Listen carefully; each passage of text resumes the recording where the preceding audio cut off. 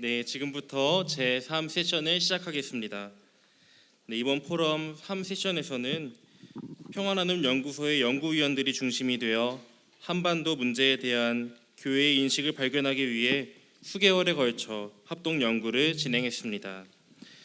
저희 연구위원들의 연구 성과를 흥미롭게 지켜봐 주십시오.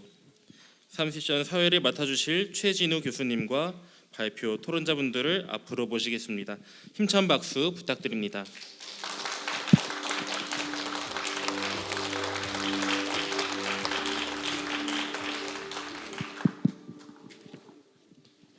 예, 이번 세션 사회를 맡게 된 한양대 정치학 외교학과의 최진우 교수입니다. 이런 귀한 자리에 불러주시고 또 공부를 하게 해주시고 저로 하여금 또 이런 발언의 기회를 주셔서 너무 영광스럽고 감사드립니다. 오늘 저희가 2시간 정도의 시간을 가지고 제3세션을 하게 되겠는데요. 이미 다 아시겠지만 오늘 전체 회의의 주제는 평화의 장인과 가톨릭 공동체입니다. 그리고 저희 3세션의 주제는 한반도에 초점을 맞춰서 한반도 갈등 해소와 평화를 위한 교회 구성원들의 실천적 과제입니다. 아마 대주제와 저희 세션 주제가 잘 연결이 되고 있는 것 같은데요.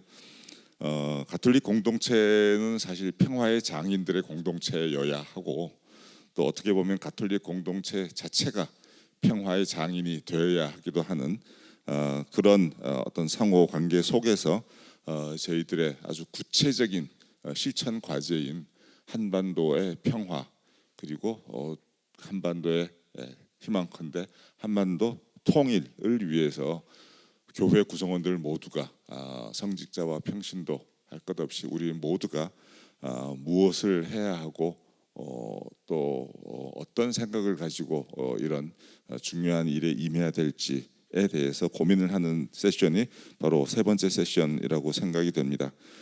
이번 세션에서는 두 편의 과제가 발표가 되겠는데요. 사실 이게 상당히 그 주제가 흥미롭게 대비가 서로 되고 있습니다. 일단 내용을 들으시면 아시겠지만 첫 번째 논문은 사회과학적으로 이야기하자면 굉장히 이제 질적인 연구입니다. 그리고 두 번째 발표는 굉장히 양적인 연구입니다. 계량적인 연구 그리고 질적인 연구가 두 개가 방법론적으로 굉장히 대비가 되고 있고요.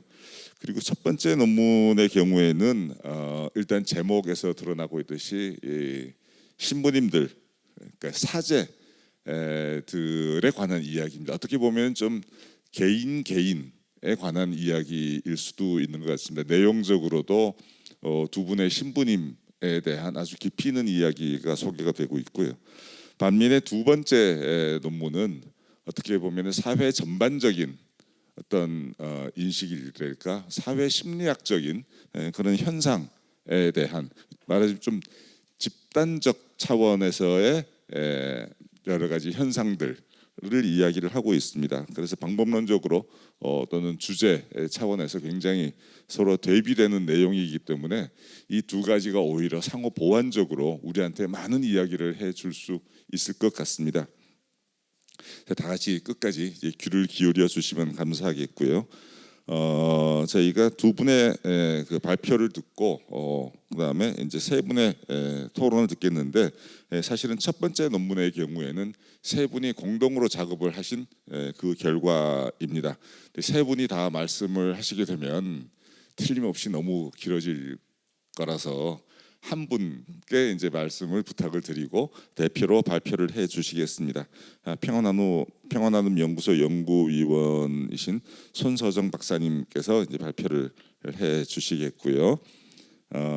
그리고 두 번째 논문은 평화나눔 연구소 연구위원이고 지금 한국은행에 근무를 하고 계시는 조용신 박사님께서 발표를 해 주시겠습니다.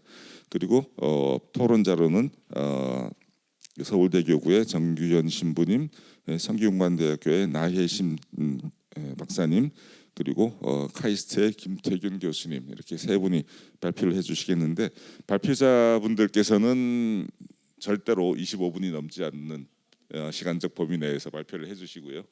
토론자분들께서는 1인당 10분의 시간을 드리겠습니다. 관리를 잘 하셔서 발표를 해주시고 그 다음에 아마 시간이 조금 더 여유가 있을 거로 생각이 됩니다. 그때는 여기 방청석에 질문을 받고 또 여기 앞에 계시는 패널리스트들 간에 자유로운 토론을 좀 진행을 한 다음에 마무리를 하도록 그렇게 하겠습니다. 그럼 먼저 아까 말씀드린 평화나눔 연구소 연구위원이시자 삶을 살리는 평화교육 연구소장이신 손서정 박사님 25분 드리겠습니다. 네, 감사합니다. 소개받은 손서정 베아트릭스입니다. 정수영 신부님과 남경훈 선생님 그리고 저 이렇게 해서 이 연구를 진행하였고요. 제가 25분 체크하겠습니다. 네. 저는 두 사제의 평화 이야기에 대한 내러티브 탐구에 대해서 이야기를 나누고자 하는데요. 발표에 앞서서 먼저 이 연구에 참여해 주신 두 분의 연구 참여자 신부님께 매우 깊은 감사를 드립니다. 이 내러티브 탐구라는 연구 방법이 생소하실 수 있기 때문에 아주 간단하게 설명드리고 두 사제의 평화 이야기 그리고 의미 위주로 발제를 하도록 하겠습니다. 이 내러티브 연구 방법의 제일 처음에 수행되는 부분이 연구자 내러티브입니다. 그래서 저는 제가 이제 연구 책임자로서 제가 경험한 평화의 여정에서 저와 함께 동반해 주셨던 사제에 대한 이야기를 5쪽 정도 썼는데요. 지금 보시는 자료집에는 들어가 있지 않습니다. 그래서 그것이 연구의 시작이 되었고 연구의 필요성은 보시는 것처럼 가톨릭 교회의 가장 근본 속성이자 가치인 평화 그리고 그 평화에 대한 역할을 해야 되는 사제의 임무에 초점을 두고 이 연구의 시작을 하였습니다. 그 연구의 취지는 연구 참여자분들은 본당 사제입니다. 그래서 본당 사제분들을 섭외하게 된 이유는 저희가 일상을 살아갈 때 신자들과 가장 가까이서 역할을 하시는 분들이 가톨릭 본당 사제이기 때문에 그분들이 살아낸 평화의 이야기를 있는 그대로 듣고 경청해서 그 평화의 의미를 이해하고자 했습니다. 그래서 개별 인간 탐구로 진행했었다는 점을 말씀을 드리겠습니다. 이론적 배경은 다들 아시는 이제 교회 문헌 그리고 교황님의 해칙 등으로 이제 구성을 하였고요. 마지막에 화살표로 되어 있는 그 평화에 대한 정의는 제가 가톨릭 교회 안에서 평화를 탐색하기 시작했고 평화학을 배우면서 여러 가지 학문적, 신학적, 철학적인 고민을 바탕으로 제가 생각한 평화입니다. 이 평화는 개인의 내면에서부터 공동체, 서로 맺는 관계, 그리고 이게 정치적인 거, 한반도, 지구 생태까지 모든 차원을 아우르는 평화이고 그 차원에서 우리가 사랑을 품은 정의를 실현해서 서로의 삶을 살리는 균형적인 관계 맺음의 과정이 아닐까라고 저는 제 정의를 하였습니다. 그래서 이걸 말씀드리는 이유는 연구자의 내러티브를 처음 이야기를 한 것도 그렇고 제가 지금 이거를 말씀드리는 것도 연구자의 시각으로 탐구할 수밖에 없는 이 연구 방법론에 대해서 이해를 하시면 좋을 것 같아서 말씀을 드렸습니다. 그리고 현대의 사제 양성에 대해서 인성 차원, 영성 차원, 지성 차원, 3호까지 다 통합적으로 양성하는 차원을 이론적 배경에 제시를 하였는데요. 이거 같은 경우에는 가톨릭 평화의 가치 플러스 사제분들이 어떻게 양성되셨는지를 이해해야지 이분들이 이해하는 평화, 살아가는 삶을 이해할 수 있을 것 같았습니다. 선행연구 탐색은 간단히 말씀드리겠습니다.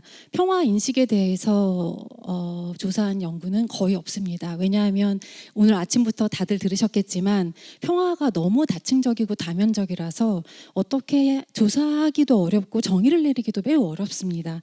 그래서 양적 연구로 통일연구원에서부터 이렇게 시작이 됐는데 개신교회의 연구도 있고 민화위에서 저희가 실행한 연구도 있습니다.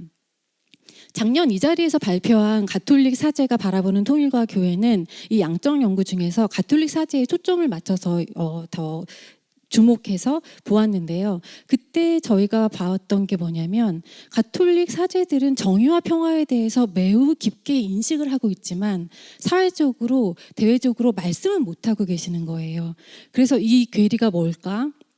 거기에 대해서는 좀 더 질적으로 깊이 탐구해 볼 필요가 있겠다라는 생각이 들었고 그 일환으로 지금 이 연구가 진행이 되었습니다.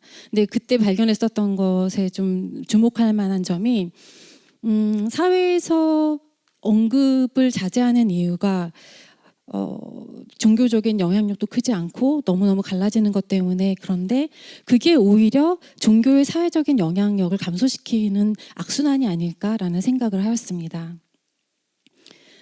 연구 방법은 내러티브 탐구는 개별 인간이 살아낸 경험 이야기를 통해 인간을 이해하고자 하는 연구 방법입니다. 이 연구 방법을 고안하신 클랜디닝과 코넬리가 얘기하기로는 개별 인간에 대한 이해 그 이상도 그 이하도 아닙니다. 그래서 저는 이 연구에서 사제인 참여자, 사제분들이 살아낸 그 이야기를 그대로 말씀하시는 걸 듣고 지금 제가 이 자리에서 다시 말하고 이걸 통해서 연구 과정을 통해서 저희가 구성한 이 연구 이야기가 다시 저희들이 삶을 살아가게 하는 그런 순환 과정인 것 같습니다.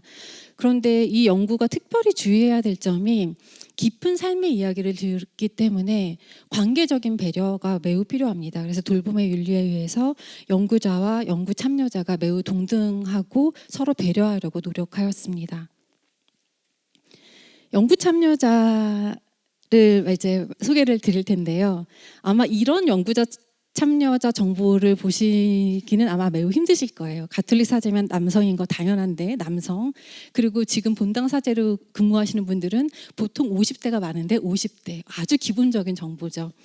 이렇게밖에 할 수 없었던 이유를 말씀드리자면 일단 연구 참여자 보호가 필요했고요. 그리고 이거는 모든 연구에 다 적용이 되지만 가톨릭 사제의 이 신분적인 특성으로 인해서 조금 더 제공이 되면 너무나 특정하게 됩니다. 그래서 이렇게 이제 제공할 수밖에 없었던 점을 좀 양해해 주시고 내러티브 탐구가 깊이 있는 탐색을 하기 위해서 연구 참여자는 3명 이하를 추천하고 있습니다. 그리고 주제 경험을 가장 최근에 한 사제로 구성하였습니다. 연구 계획은 올해 초부터 시작을 했고 이렇게 쭉 보시면 아시겠지만 연구 참여자 구성이 4월부터 9월입니다. 난항을 겪었습니다. 여기 계신 사제분들이 많이 동의하실 수 있을 것 같지만 매우 드러나기 싫어하십니다. 그리고 저와의 긴밀한 관계성이 있어야 되는데 긴밀한 관계성 때문에 해주고 싶어도 드러나기를 꺼려하실 수 있고 그리고 긴밀한 관계성을 수립해야 되기 때문에 여러 가지의 상황을 겪으면서 구성을 하였습니다. 현장 텍스트는 이제 인터뷰한 것을 옮겨 쓴 것을 말하는 거고요. 그 중간 텍스트를 구성해서 지금 여러분이 보시는 연구 텍스트까지 구성을 했는데요. 이 인터뷰 대화를 지금 이렇게 이제 제시를 했는데 이 이후에 어제까지도 계속 지속적으로 통화하고 소통하면서 최종 발표까지 협의를 하였습니다. 그러면 이제 가장 재미있어 하실 부분일 것 같아요. 두 사제의 평화 이야기를 풀어내도록 하겠습니다. 첫 번째 신부님은 제가 좋아하는 프란치스코 신부님의 이름을 드렸습니다. 가족 관계는 이제 네 명이고요. 이제 가톨릭 신자이신 부모님 그리고 누나가 있으십니다. 만주에 사시던 아버지가 북한 쪽에서 이제 남쪽으로 오시고 그러면서 한국 전쟁 때 다시 부산으로 피난을 가셨고 지금 거주 지역에서 사업을 하시면서 매우 평탄한 환경을 이루고 사셨어요. 근데 특이사항이 뭐냐면 프란치스코 신부님이 어릴 때 많이 아프셨어요. 그래서 이 아들을 위해서 부모님들이 공기 좋은 곳으로 이사를 하십니다. 그래서 그곳에서 이제 계속 학교를 다니시고 고등학교 졸업 직후에 신학교로 입학하셨습니다. 아마 지금 보시면 오른쪽 화면일 것 같아요. 오른쪽에 보이는 화면이 신부님께서 직접 말씀하신 워딩이고요. 제가 이제 그 중심으로 아마 그게 더 재밌으실 것 같아서 보시면 좋을 것 같습니다. 이사하실 정도로 되게 따뜻한 부모님이셨고 정말 행복한 유년 시절을 보냈습니다. 그래서 자연 속에서 친구들이랑 뛰어노는 걸 되게 좋아하셨고 그런데 이제 매일매일 기도하시는 절실한 가정이었던 거예요. 그래서 방귀 뀌고 트림하고 그러면서 피하기는 했지만 정말 그 가정 공동체에서 자라면서 이게 주일학교 그리고 신앙 안에서도 이어지고 이렇게 놀던 주일학교에서 놀고 그리고 친구들이랑 놀던 게 자연의 신비에서 치유까지 경험하는 그 경이로운 체험을 하게 됩니다. 옆에 있는 발제문은 군종 신부로 근무하실 때 군함에서 이제 태풍을 만났었을 때 이야기거든요. 근데 이때 찾아온 그 자연에서 또 다시 평화를 느꼈어요. 그래서 이분께 평화는 따스한 가정에서 시작이 됐지만 자연까지 확장되는 부분이었습니다. 그런데 특이한 게 자꾸만 소외되는 아이들이 보였어요. 신학교를 가려고 생각하지는 않았지만 중3 때 한번 가봤었던 적이 있으세요. 그런데 굳이 본인과 잘 맞지 않다고 생각했는데 고등학교 때 자율학습을 마치고 집에 가려면 야산을 넘어야 됐다고 해요. 근데 야산을 넘는 길에 이제 깡패들을 만난 거죠. 또래 친구들을. 그래서 코뼈가 부러졌습니다. 그런데 경찰에서 잡아서 이제 같이 이야기를 하는 과정에 경찰 아저씨들께서 아이들의 환경이 불우하니까 웬만하면 합의를 해줘라. 근데 그 상황에서 본인의 코뼈보다 이 아이들의 환경에 더 마음이 가신 거예요. 그러면서 그 계기로 가정을 이루면 내가 잘 돌볼 수 없을 테니 이런 불우한 아이들을 도와야 되겠다라는 생각으로 이제 불우한 청소년들 사목을 하시는 이제 돈보스코 성인이 이제 설립하신 살레시오를 이제 가려고 생각을 하시다가 본인 특성에 맞는 제약이 없는 교구에서 활동을 하고 그리고 본당의 일상적인 삶에서 예방하고 교육하는 게 더 필요하겠다고 생각해서 신학교 입학을 결정하였습니다. 신학교를 들어가셨지만 또 다시 떠나기를 결심을 하셨어요. 여러 가지 이제 이유가 있었겠지만 뭔가 이상과 현실에서 괴리감도 느꼈었던 것 같고요. 그리고 나서 이제 2학년 때 자퇴를 하려고 하던 중에 동료와 그 친구들이 그래도 앞으로 진로를 위해서면 그래도 2학년을 마치고 군대를 가라. 그래서 군입대를 하고 군대에 들어가서 수능 공부를 했습니다. 영어 공부도 했고요. 제대를 앞두고 휴가를 나왔는데 주임 신부님이 아일랜드를 갑자기 가보라는 거예요. 당장 수능 시험을 볼 건데. 그래서 왜 제가 가야 되냐고 그랬더니 발제문에서 보시는 것처럼 술 처먹더라도 그냥 거기 가서 처먹으라고 그러면서 이제 아일랜드 여행을 권유를 하셨대요. 그런데 해외 경험이 없어서 좋은 기회일 수도 있겠다로 가셨는데 아일랜드에서 도착했었던 곳은 더블린 수도의 스틸로건 성 요한 수도회였습니다. 거기서 열심히 놀았고요. 그런데 너무 놀다 보니까 죄송해서 병원 카페에서 봉사를 하신 거예요. 그때 정신병원에 있던 아일랜드 청소년들을 또 봅니다. 아일랜드는 우리나라와 매우 대치되는 상황에 청소년 행복률을 자랑합니다. 우리는 최하위죠. 최상위 국가입니다. 그럼에도 불구하고 거기에서 그렇게 힘들어하는 아이들을 보고 내가 왜 신학교에 들어가려고 했었지? 거기에 대한 생각을 다시 했고 공동체에서 소외된 존재에 대한 그 마음이 계속 들어갑니다. 그리고 다행히 잘 졸업을 하셨어요. 그래서 첫 본당에서 행복하게 사셨고 그리고 나서 이제 보좌 신부로 여러 군데를 다니시고 나서 이제 군종 신부로 갔을 때 딱 어떻게 서해안 쪽에 NNL 지점으로 가신 거예요. 거기서 대치되고 있는 남북한의 상황을 보았습니다. 그 안에서 보니까 정말 현실과 이상이 너무 차이가 많이 나는구나. 그리고 이 분단 상황이 누구를 위한 거지? 여기에서 직업 군인들은 어떻게 지내고 있는 거지? 그 안에서 이 행동을 모색하기 시작하십니다. 그래서 면담을 했고요. 그리고 청소년 사목으로 다시 들어가시면서 장애인 주일학교라는 것을 처음 알게 됩니다. 근데 모든 분들이 다 그 본당에서는 익숙했던 장애인들의 행동이 신부님은 매우 당황스러웠고 그러면서 모든 곳에 찾아다니면서 장애인 사목에 대한 것을 배우셨고 그리고 그걸 아셨던지 부모님들이 찾아와서 그렇게 호소를 하셨습니다. 수녀님이 나오셨대요. 본당에서. 그러더니 신부님이 미사하시기 너무 힘들어하시니까 분심이 많이 드니까 다른 곳으로 가서 미사를 하시라. 그런데 다른 곳에 가도 똑같겠죠. 아이가 어떻게 바뀌겠습니까?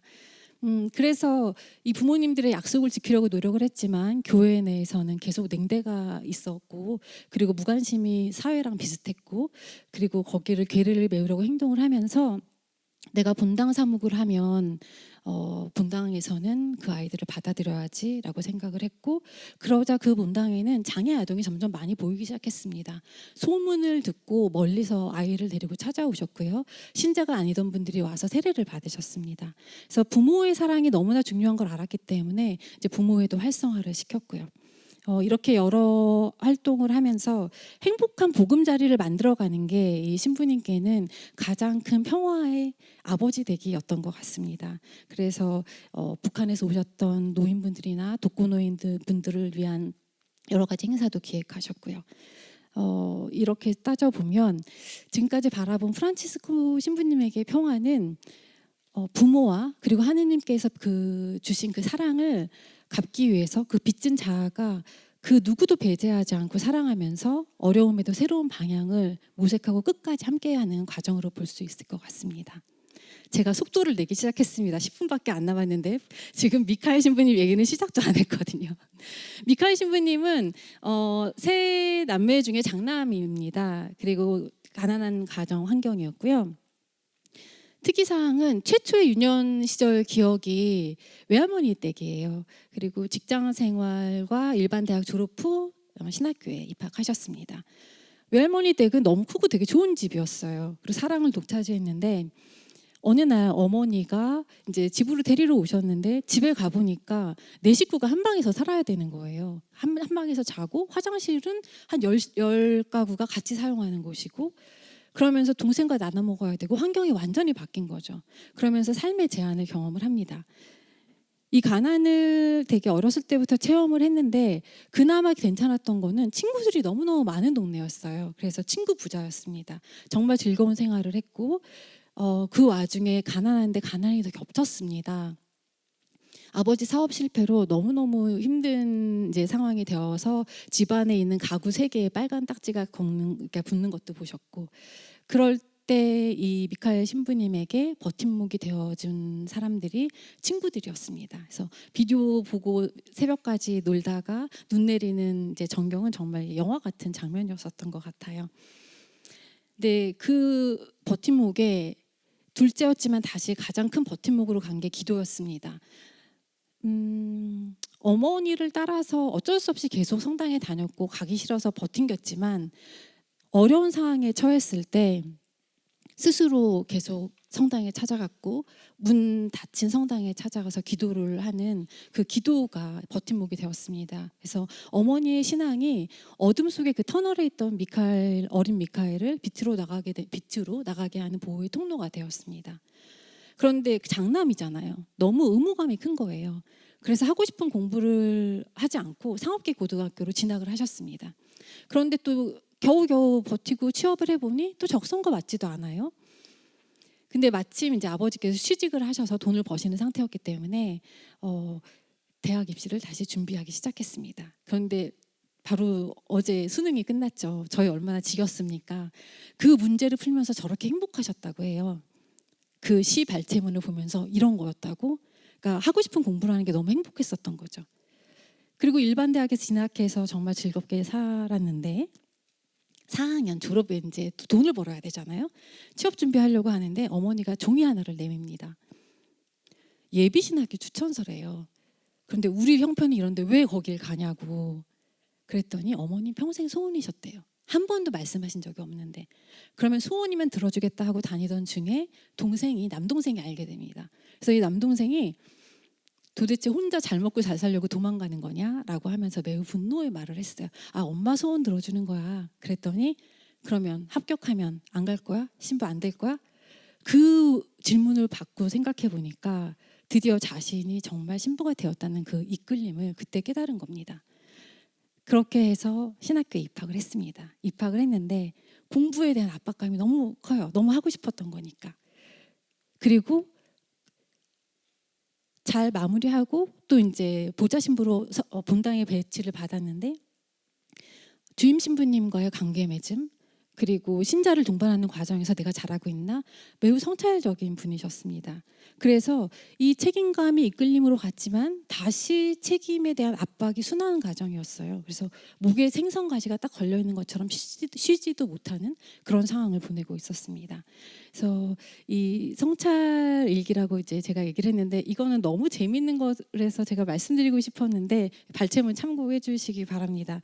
이분께 는 매우 성찰적인 분이시라서 저랑 인터뷰 대화를 하고 나서도 다음에 되면 내가 나를 미워하지는 않았나 계속 고민하고 얘기를 나눠주셨어요. 그래서 본인이 겪은 부끄러운 일화를 강론으로 만들고 그리고 그 강론을 쓰는 걸 본인의 양심 성찰 과정으로 하셨고 강론하는 거는 부끄러운 고백이었습니다. 신자들에게 대한. 그런데 이렇게 강론을 하시는 분이 절대 하지 않는 강론 주제가 있어요. 다 아시겠죠? 정치적인 주제입니다. 왜냐하면 신자들에게 상처를 주지 않기 위해서예요. 그리고 청년 시절에 너무너무 좋아하는 친구들과 여행을 갔다가 정치적인 문제 때문에 정말 주먹질하고 싸울 뻔한 경험을 겪은 다음에 이게 트라우마로 남으신 거예요. 그래서 여러분들이 다 아시는 뭐 정의평화위원회나 그리고 뭐 고해성사를 누구에게는 하지 않겠다거나 여러 가지 본당의 사건들이 많습니다. 그런 이야기를 듣고 경험하고 목격하면서 하지 않는 주제가 되었습니다. 그래서 미카엘 신부님에게 평화는 정말 가난한 일상보다는 당연하게 기본적인 권리가 충족된 일상 속에서 정말 친밀한 관계를 맺어가는 과정이었어요. 어린 시절에 이제 경험이 얼마나 중요한지를 이제 그 의미와 논의를 하고 마무리를 하려고 하는데요. 이분들에게 평화는 당연한 일상 속에서 친밀한 관계가 전제돼야 되고요. 서로의 삶을 살리는 과정의 성찰과 행동으로 볼 수 있을 것 같습니다. 그런데 교회에서 사목을 하시는 분이기 때문에 사랑으로 일치하는 교회 공동체 구성 역할에 최우선적인 가치를 둡니다. 그러면 저희가 처음에 연구를 시작할 때 연구의 필요성 측면에서 보면 어떤 한계가 있냐면요. 정의와 평화를 이상적인 것으로 두지만 현실에서는 지금 민족 화해 일치를 위한 것처럼 본당 내의 화해와 일치가 우선이 될 수밖에 없는 거예요. 그렇기 때문에 이 안에서 걸려 넘어지는 일까지 다 포용해야 되는 게 큰 일이 됐고요.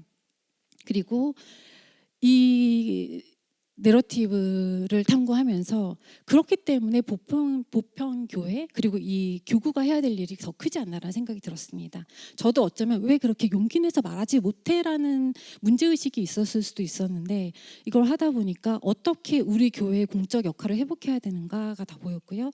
그리고 지금 계속 1세션부터 말씀을 하셨겠지만 교육과 연구 그리고 만남과 대화 시스템을 확충하는 게 정말 필요한 것 같습니다. 그리고 사제들 양성 과정도 재교육이 필요한데요.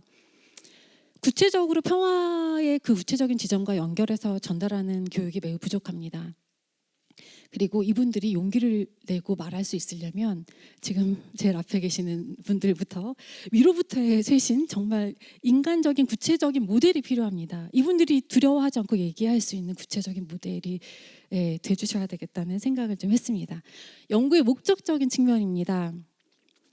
제가 연구를 하는 동안 잘 듣는다고 생각했는데 정말 잘 들었을까?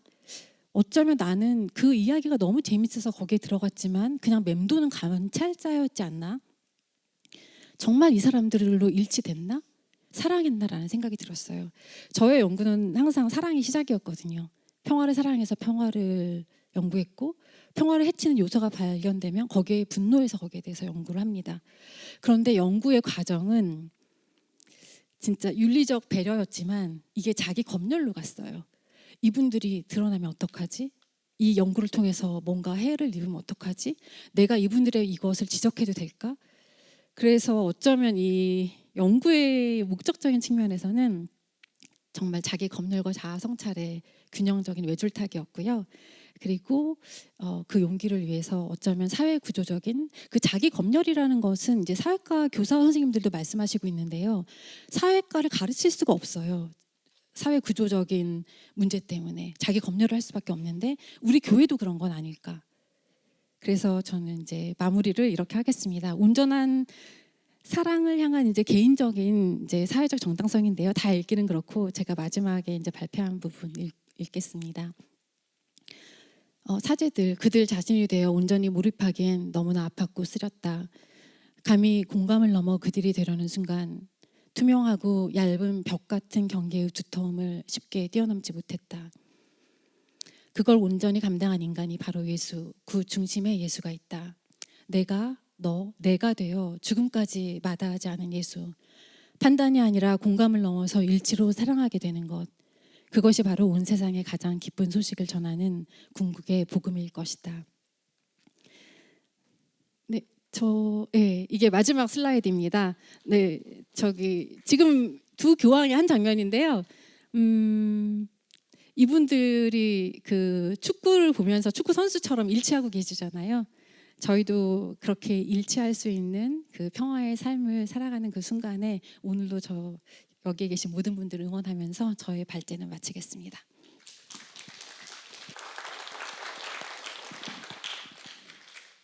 네, 5초 지났습니다. 예, 시간을 너무 잘 지켜주신 우리 손서정 박사님께 감사의 말씀드리고요. 특히 마무리가 굉장히 인상적이었다고 저는 생각을 하는데 그 평화의 시작은 사랑이다라는 이야기가 굉장히 큰 울림으로 다가오는 것 같습니다. 아마 그 두 사제의 이야기에도 여러분들 재미있고 아마 또 감동적으로 들으셨지 않을까 싶은데 저도 이 논문을 읽을 때도 이렇게 몇 차례 소름이 돋았었고 발표를 들으면서도 이제 그런 느낌이 또 있었습니다.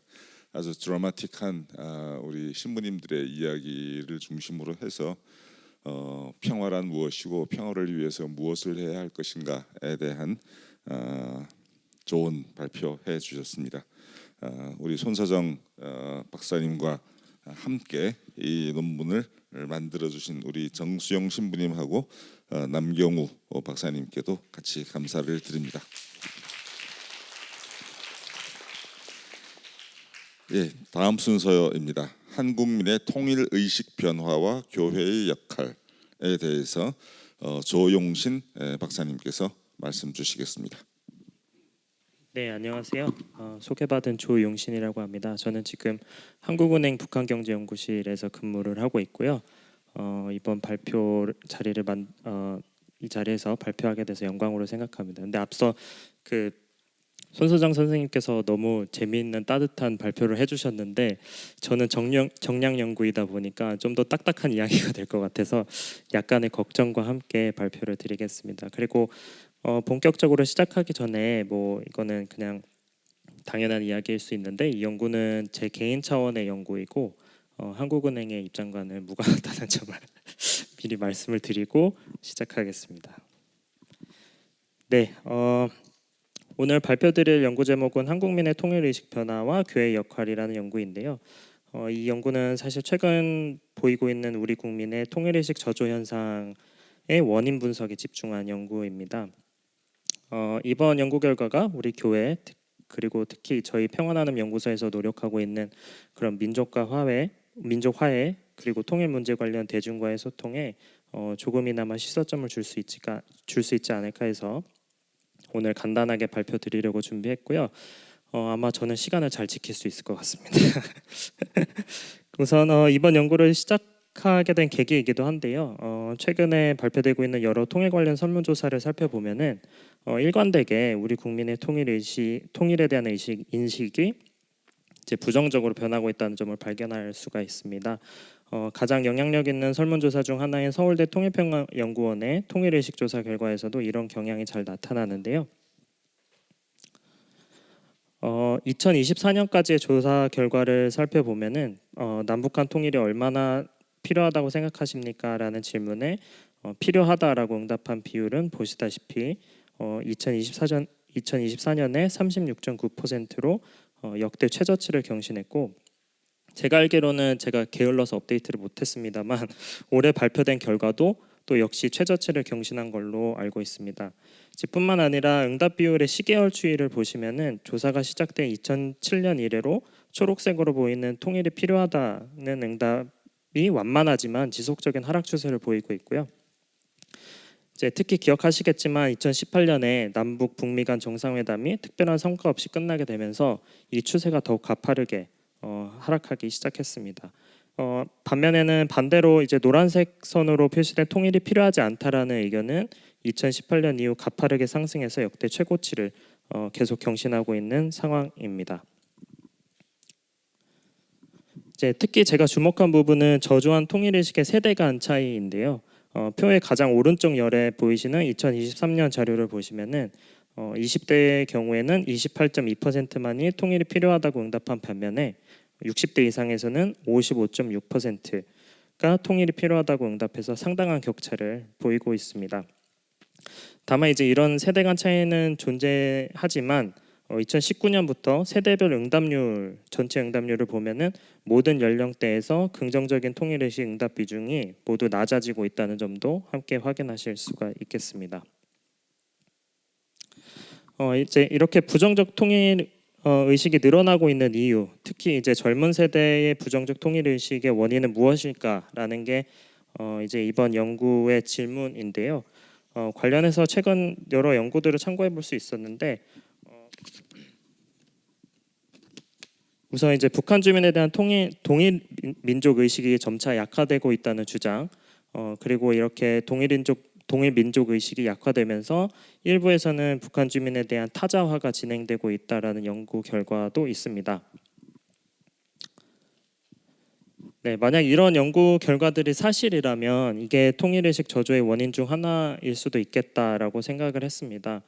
특히 통일 문제에서 동일 민족 의식이 약화된다면 장기적으로는 통일 문제가 한반도의 특수한 그 문제에서 이민이라는 보다 일반적인 그리고 보편적인 문제로 변화할 수도 있겠다는 문제 의식에서 이번 분석을 진행했습니다.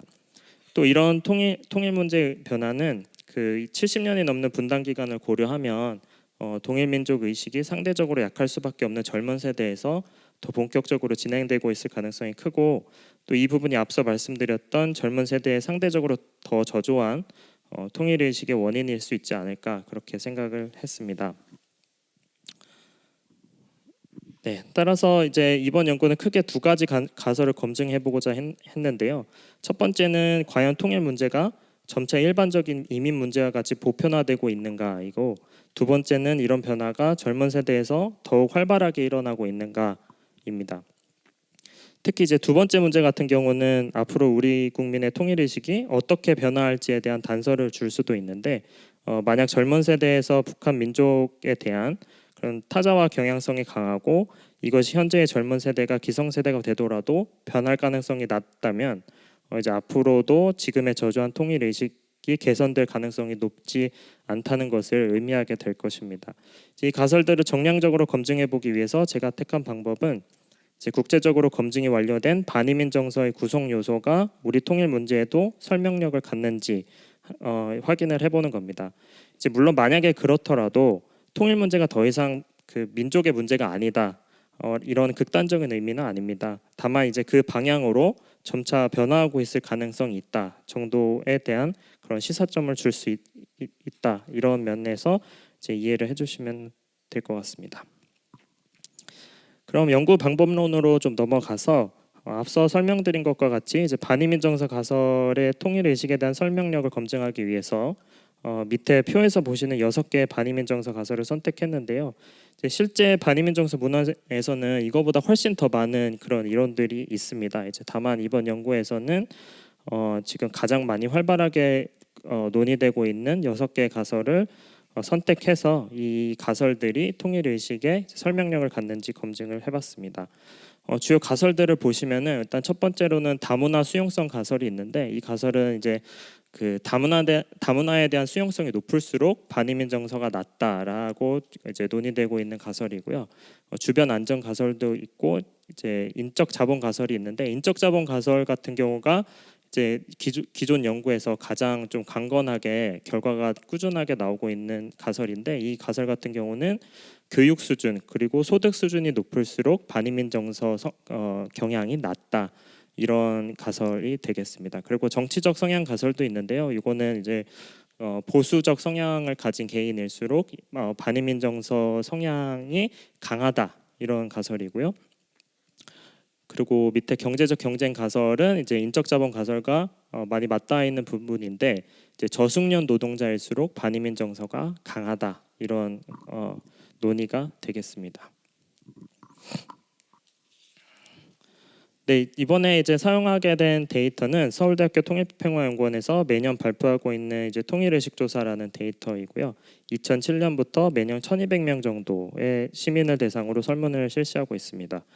또 표본을 추출할 때 우리나라 전체 인구 구성 비율과 비슷한 비율로 표본을 추출하기 때문에 인구 대표성도 어느 정도 확보가 된 자료라고 할 수 있겠습니다. 설문 문항에는 여러 가지가 있는데 굉장히 광범위하고 많은 문항들을 포함하고 있는데요.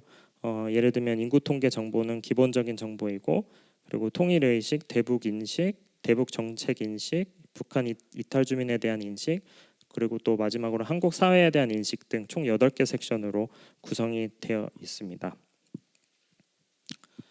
이 표는 설문조사 데이터 통계하고 그리고 우리나라 인구 전체 통계 2015년 인구주택 총조사 자료를 비교한 것인데요. 보시면 확인하실 수 있듯이 연령, 성비, 지역 비중에서 모두 큰 차이가 없습니다. 그래서 앞서 말씀드린 대로 어느 정도 인구 대표성을 확보한 것으로 볼 수가 있겠습니다. 이 표는 이제 분석의 순서를 좀 정리한 것인데요. 우선 각 가설들을 앞서 말씀드린 6개 가설들을 측정할 수 있는 통일의식 조사의 문항을 선정하고요. 이제 그걸 바탕으로 지수를 구성하고 지수를 활용해서 회귀 분석을 진행해서 검증을 하고 이제 마지막으로는 통일의식과 지수 사이에 연령 혹은 세대 효과가 존재하는지 검증하는 순서가 되겠습니다. 좀 복잡해 보이실 수도 있는데 결과를 중심으로 빨리빨리 좀 주요 결과를 중심으로 설명드리도록 하겠습니다. 넘어가고, 네, 그래서 이게 이제 그 문항별 아까 말씀드린 6개 가설들을 측정할 수 있는 문항들을 선택을 한 건데요. 인적 자본 경제적 경쟁 가설은 교육 수준, 가계 소득, 그리고 직업 숙련도 이렇게 선택을 했고요.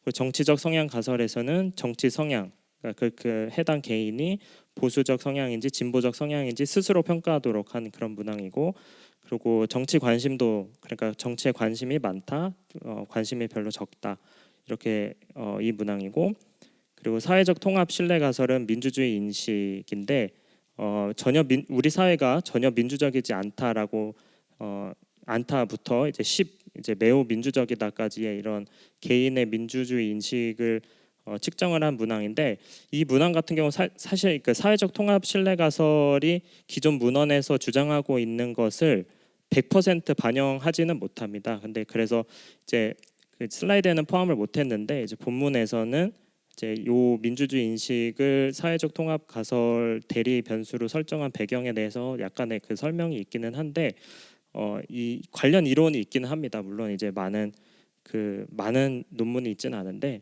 근거가 있긴 있고요. 그리고 이제 주변 안전 가설 같은 경우는 통일 이후의 범죄 상황에 대한 기대, 통일 이후에 범죄 상황이 약화될 것이다, 범죄 상황이 개선될 것이다, 이렇게 물어본 문항을 선택을 했고, 마지막으로 다문화 수용성 가설은 다문화 개인이 다문화에 대한 수용성이 낮거나 높고 혹은 이제 다문화의 포용성이 낮거나 높은지 이거를 이제 물어본 문항을 선택을 했습니다. 요거는 이제 그 문항들을 쫙 이제 그 데이터화 시켜가지고 각각의 그 가설들, 그러니까 문항들의 중요도를 고려해서 가장 중요한 그 가설을 가장 이제 그 웨이트를 많이 주고 가장 별로 중요하지 않은 문항. 여기서 중요하고 안 중요하고는 사실 개인의 응답 차이가 얼마나 나느냐입니다. 그러니까 예를 들면 인적 자본 경제적 경쟁 가설 경우에는 이 모든 걸 다 합했을 때 전체 분산의 19.7%를 설명해서 제일 중요한 가설로 이제 그 설정이 된 거고요. 이 부분은 넘어가도록 하겠습니다. 그리고 이제 그래서 이 결과를 가지고 이제 이민 정서 성향 지수라는 걸 구성을 했는데, 여기서 이제 가장 이제 제가 그 말씀드릴 부분은 이게 각각의 지수가 그 결과치가 이제 제각각입니다. 그래서 그거를 표준화를 시켜서 각각의 지수가 0부터 100까지의 사이의 값을 갖도록 표준화를 시켰고요. 그래서 이제 그 왼쪽 제일 밑에 보이시는 ISI라는 것이 이제 종합 지수인데 그 지수도 0부터 100, 0이면은 그 해당 개인의 그 이민 정서가 이제 부정적이고 100에 가까울수록 그 개인의 이민 정서가 좀 긍정적이도록 그렇게 설계를 했습니다. 요거는 이제 이제 구성되고 난 이후에 이제 각 가설들의 그 개별 지수의 값을 이제 기초 통계입니다. 요거는 넘어가고 이제 요거는 그 개인의 그 지수 결과를 성별, 교육 수준별, 연령별 이렇게 주요 인구 통계 변수별로 살펴봤는데 이제 왼쪽 위에 그래프를 보시면은 남성의 경우가 여성의 경우보다 이민에 대한 태도가 좀 더 긍정적인 확률이 높고요. 그리고 교육 수준별로 보면은 이제 교육 수준이 높을수록 이민에 대해서 좀 더 긍정적인 확률이 높고, 그다음에 연령별로 보시면은 연령대가 낮을수록 이제 이민에 대해서 긍정적인 생각을 갖고 있을 가능성이 높다 이렇게 나왔고, 이제 오른쪽 밑에 보시면은 2012년부터 19년까지 이 지수의 그 시계열적 추이를 보여드린 건데요. 좀 추세가 가파르진 않지만 그래도 점차 좀 우리 국민 전체의 그 이민에 대한 정서가 조금씩 긍정적으로 변하고 있다 이런 거를 확인할 수가 있었습니다. 그리고 첫 번째 이제 분석인데 보시면은 좀 수식이 있어서 복잡해 보이실 수 있는데 제일 중요한 거는 이제 아까 계속 그 서두에서도 설명드릴 것과 같이 이제 제가 이번에 구성한 종합 지수, 그러니까 이민 정서를 대변하는 종합 지수가 우리의 통일 의식에 통계적으로 유의한 영향을 미치는지를 살펴본 모델이라고 보시면 되겠습니다. 이게 결과표인데 이걸 뭐 다 말씀드리기엔 시간이 부족할 것 같고요. 주요 결과부터 살펴보면은 결론적으로 반이민 정서를 반영하는 종합 지수가 이제 통일의 필요성과 양의 상관관계가 있는 것으로 나타났습니다. 다시 말하면 이민에 대한 인식이 포용적일수록 통일에 대해서도 긍정적인 견해를 가질 가능성이 높다 이렇게 나왔고요. 그리고 종합 지수뿐만이 아닌 개별 지수 차원에서도 통일의 필요성과 양의 상관관계를 확인할 수가 있었습니다. 그리고 그 통제 변수 중에서는 여성일수록 통일에 약간 부정적인 경향이 있었고요. 그리고 북한에 대한 적대 인식이 낮을수록, 그리고 대북 정책에 대한 만족도가 높을수록 통일의 필요성을 높게 인식한다 이렇게 결과가 도출이 되었습니다. 그리고 이제 두 번째 분석인데 이 분석에서는 연령 효과 혹은 세대 효과를 좀 확인해 보려고 하는 건데 처음에 보셨다시피 젊은 세대일수록 통일에 대한 생각이 부정적인데 그럼 이렇게 물어볼 수 있을 겁니다. 그러면 그들이 나중에 이제 나이가 먹어서 기성세대가 되면은 지금의 기성세대와 같이 통일에 대한 인식이 좀 더 긍정적으로 변할 수 있는 가능성이 있느냐 이렇게 이제 질문을 던질 수가 있을 텐데 이게 그런지 안 그런지를 확인해 보기 위해서 이제 진행한 분석이고요. 만약에 연령 효과라는 것이 유의하다면 이제 개인의 나이가 변화할 때 통일 필요성 인식도 함께 변화한다 할 가능성이 크다. 즉 다시 말해서 개인이 나이가 먹을수록 통일에 대한 인식이 긍정적일 가능성이 높다라는 의미가 되겠고, 세대 효과가 만약에 유의하다면 이거는 개인의 나이와 관계없이 세대의 특성이기 때문에 이제 한번 형성된 통일 필요성 인식이 향후에도 미래에도 변하지 않을 가능성이 더 크다라는 의미가 되겠습니다. 그래서 이 밑에 설명드린 부분이 약간 좀 기술적인 부분이라서 좀 스킵하도록 하고요. 그래서 결과를 보니까 이제 그 세대 코호트 15라는 변수가 이제 세대를 가름할 수 있는 변수인데 이 변수가 통계적으로 유의한 것으로 추정이 됐습니다. 그래서 통일 필요성 인식에 대한 그 이민 정서 성향 지수의 영향에 세대 효과가 존재하는 것으로 그렇게 추정이 되었고요. 다시 말해서 그 젊은 세대에서 이민 정서 성향 지수의 영향이 기성세대 대비 유의하게 강해서 이제 세대 효과가 존재한다. 이렇게 추정이 됐습니다. 이렇게 좀 아까도 설명드렸지만 이렇게 세대 효과가 존재한다는 의미는 이제 향후에도 젊은 세대 사이에서의 통일 문제가 이민 문제와 되는 그런 경향성이 지속될 가능성이 높다라는 그런 결과가 되겠고요. 이게 약간 사실 좀 민감한 이야기라서 좀 조심스럽기는 한데 이렇게 이 결과가 나왔다고 해서 이게 진리인 것은 아닙니다. 제가 뭐 모델에서 놓친 통제 변수가 있을 수도 있고요. 그 설계 과정에서 좀 부족함이 있을 수도 있기 때문에 일단 기초 결과 이런 가능성이 있다라는 그 부분으로 이해를 해주시면은 감사하겠습니다. 그래서 이제 아까 그거는 종합 지수를 상대로 분석한 거고요. 이제 그 이후에 각 개별 지수, 그러니까 아까 말씀드렸던 6개의 이론에 대한 지수에도 이런 세대 효과가 있는지 검증을 해본 건데 이 역시 몇 개 빼고는 꽤 유의하게 나왔는데 특히 이제 세대 효과가 강하게 나타났던 가설은 인적 자본, 경제적 경쟁 가설, 그리고 정치적 성향 가설입니다.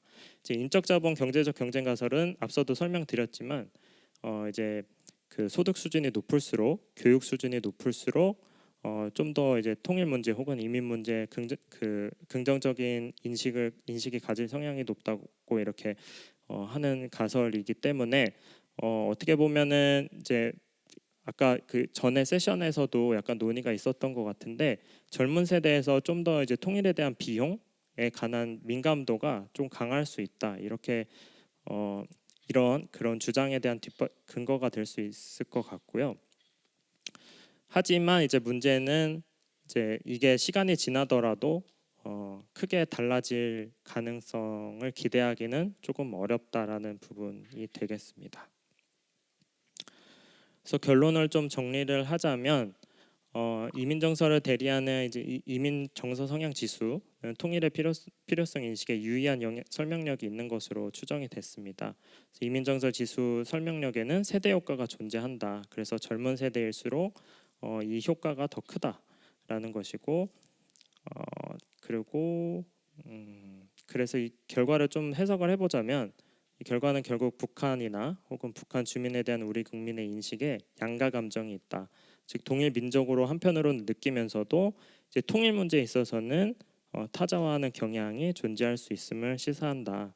그리고 따라서 이제 통일의식이 동일민족의 재결합 개념보다는 일반적 의미의 이민과 같이 이제 다른 두 사회의 결합의 문제로 변화하고 있을 가능성을 시사한다. 이렇게 결론을 도출을 했습니다. 그래서 사실은 제 제목에도 있지만 그 교회의 역할에 대해서는 제가 사실은 고민을 많이 해보고 있고 그리고 또 여러분의 생각도 좀 들어보고 싶은데 이런 결과가 과연 우리 교회에 어떤 함의점 혹은 시사점을 줄 수 있는지 좀 더 앞으로 고민을 해봐야 되겠지만 지금까지 생각한 그 결과로는 이제 결국 지금 이 결과는 젊은 세대의 통일관이 점차 세속적인 형태로 변화하고 있을 가능성이 있다는 것을 지적을 하고 있는데 저희 교회나 아니면은 저희 연구소 차원에서는 평화나 화해, 용서 이런 정서적인 그런 메시지들을 많이 내고 있습니다. 뭐 종교로서 당연하다고 생각하는 부분이기는 한데 이제 점차 이제 세대가 거듭될수록 통일에 대한 문제에 있어서 경제적 혹은 정치적 이해를 좀 더 많이 고려하는 성향이 나타나고 있기 때문에 과연 우리가 앞으로 이런 젊은 세대를 대함에 있어서 혹은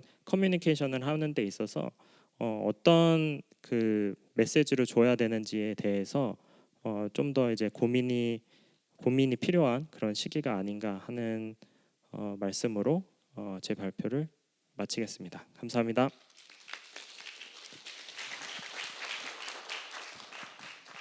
예, 감사합니다. 시간을 많이 절약을 해주셔서 더더욱 감사드리고요. 이게 아주 그 계량 분석에 대한 어떤 고도의 훈련이 돼 있지 않은 분들은 사실은 이런 발표문을 쓰는 것도 불가능하고 어쩌면 뭐 그 소화하는데도 약간의 이제 어려움이 있을런지도 잘 모르겠습니다만은 메시지는 굉장히 명확한 것 같습니다. 제가 제대로 이해를 했다면 젊은 사람들은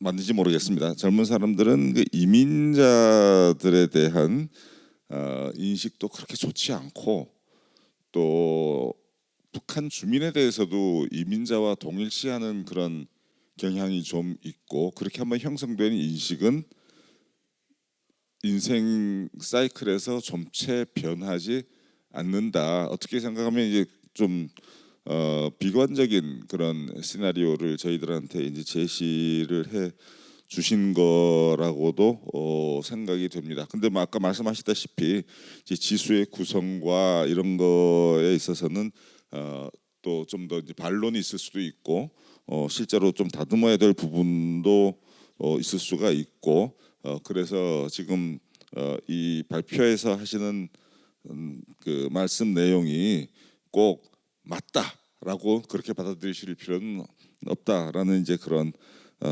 또 조심스러운 단서도 달아 주셨기 때문에 너무 실망하거나 너무 비관적이 될 필요는 없을 것 같고요.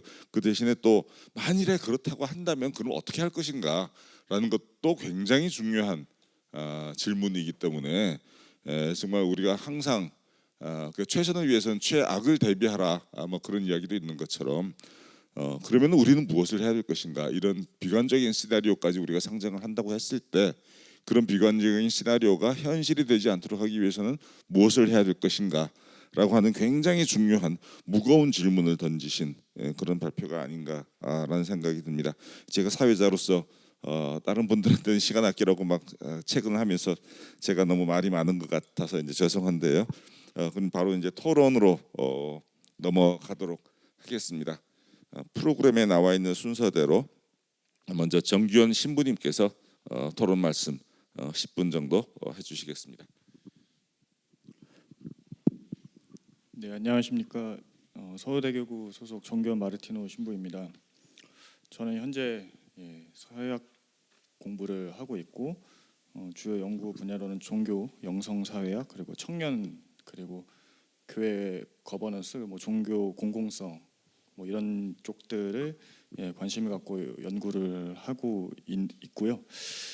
평화, 종교 평화 관련해서는 뭐 국제 비교 연구 같은 것들을 좀 하긴 했는데 그 문화인지 차원에서 한 부분이어서 조금 제가 여기서 이렇게 말씀드리는 것들은 이제 부탁받은 것도 그렇지만은 이제 사제로서 이 두 사제 이야기에 보다 좀 집중해서 사제로서 제가 글을 통해 연구자와 연구 참여자 그리고 독자 안에서의 이제 좀 해석학적인 성찰과 또 연구 방법론 차원에서 그래도 사회과학 트레이닝을 받고 있는 사람으로서 이제 좀 논할 것들을 좀 제안 드리고자 합니다.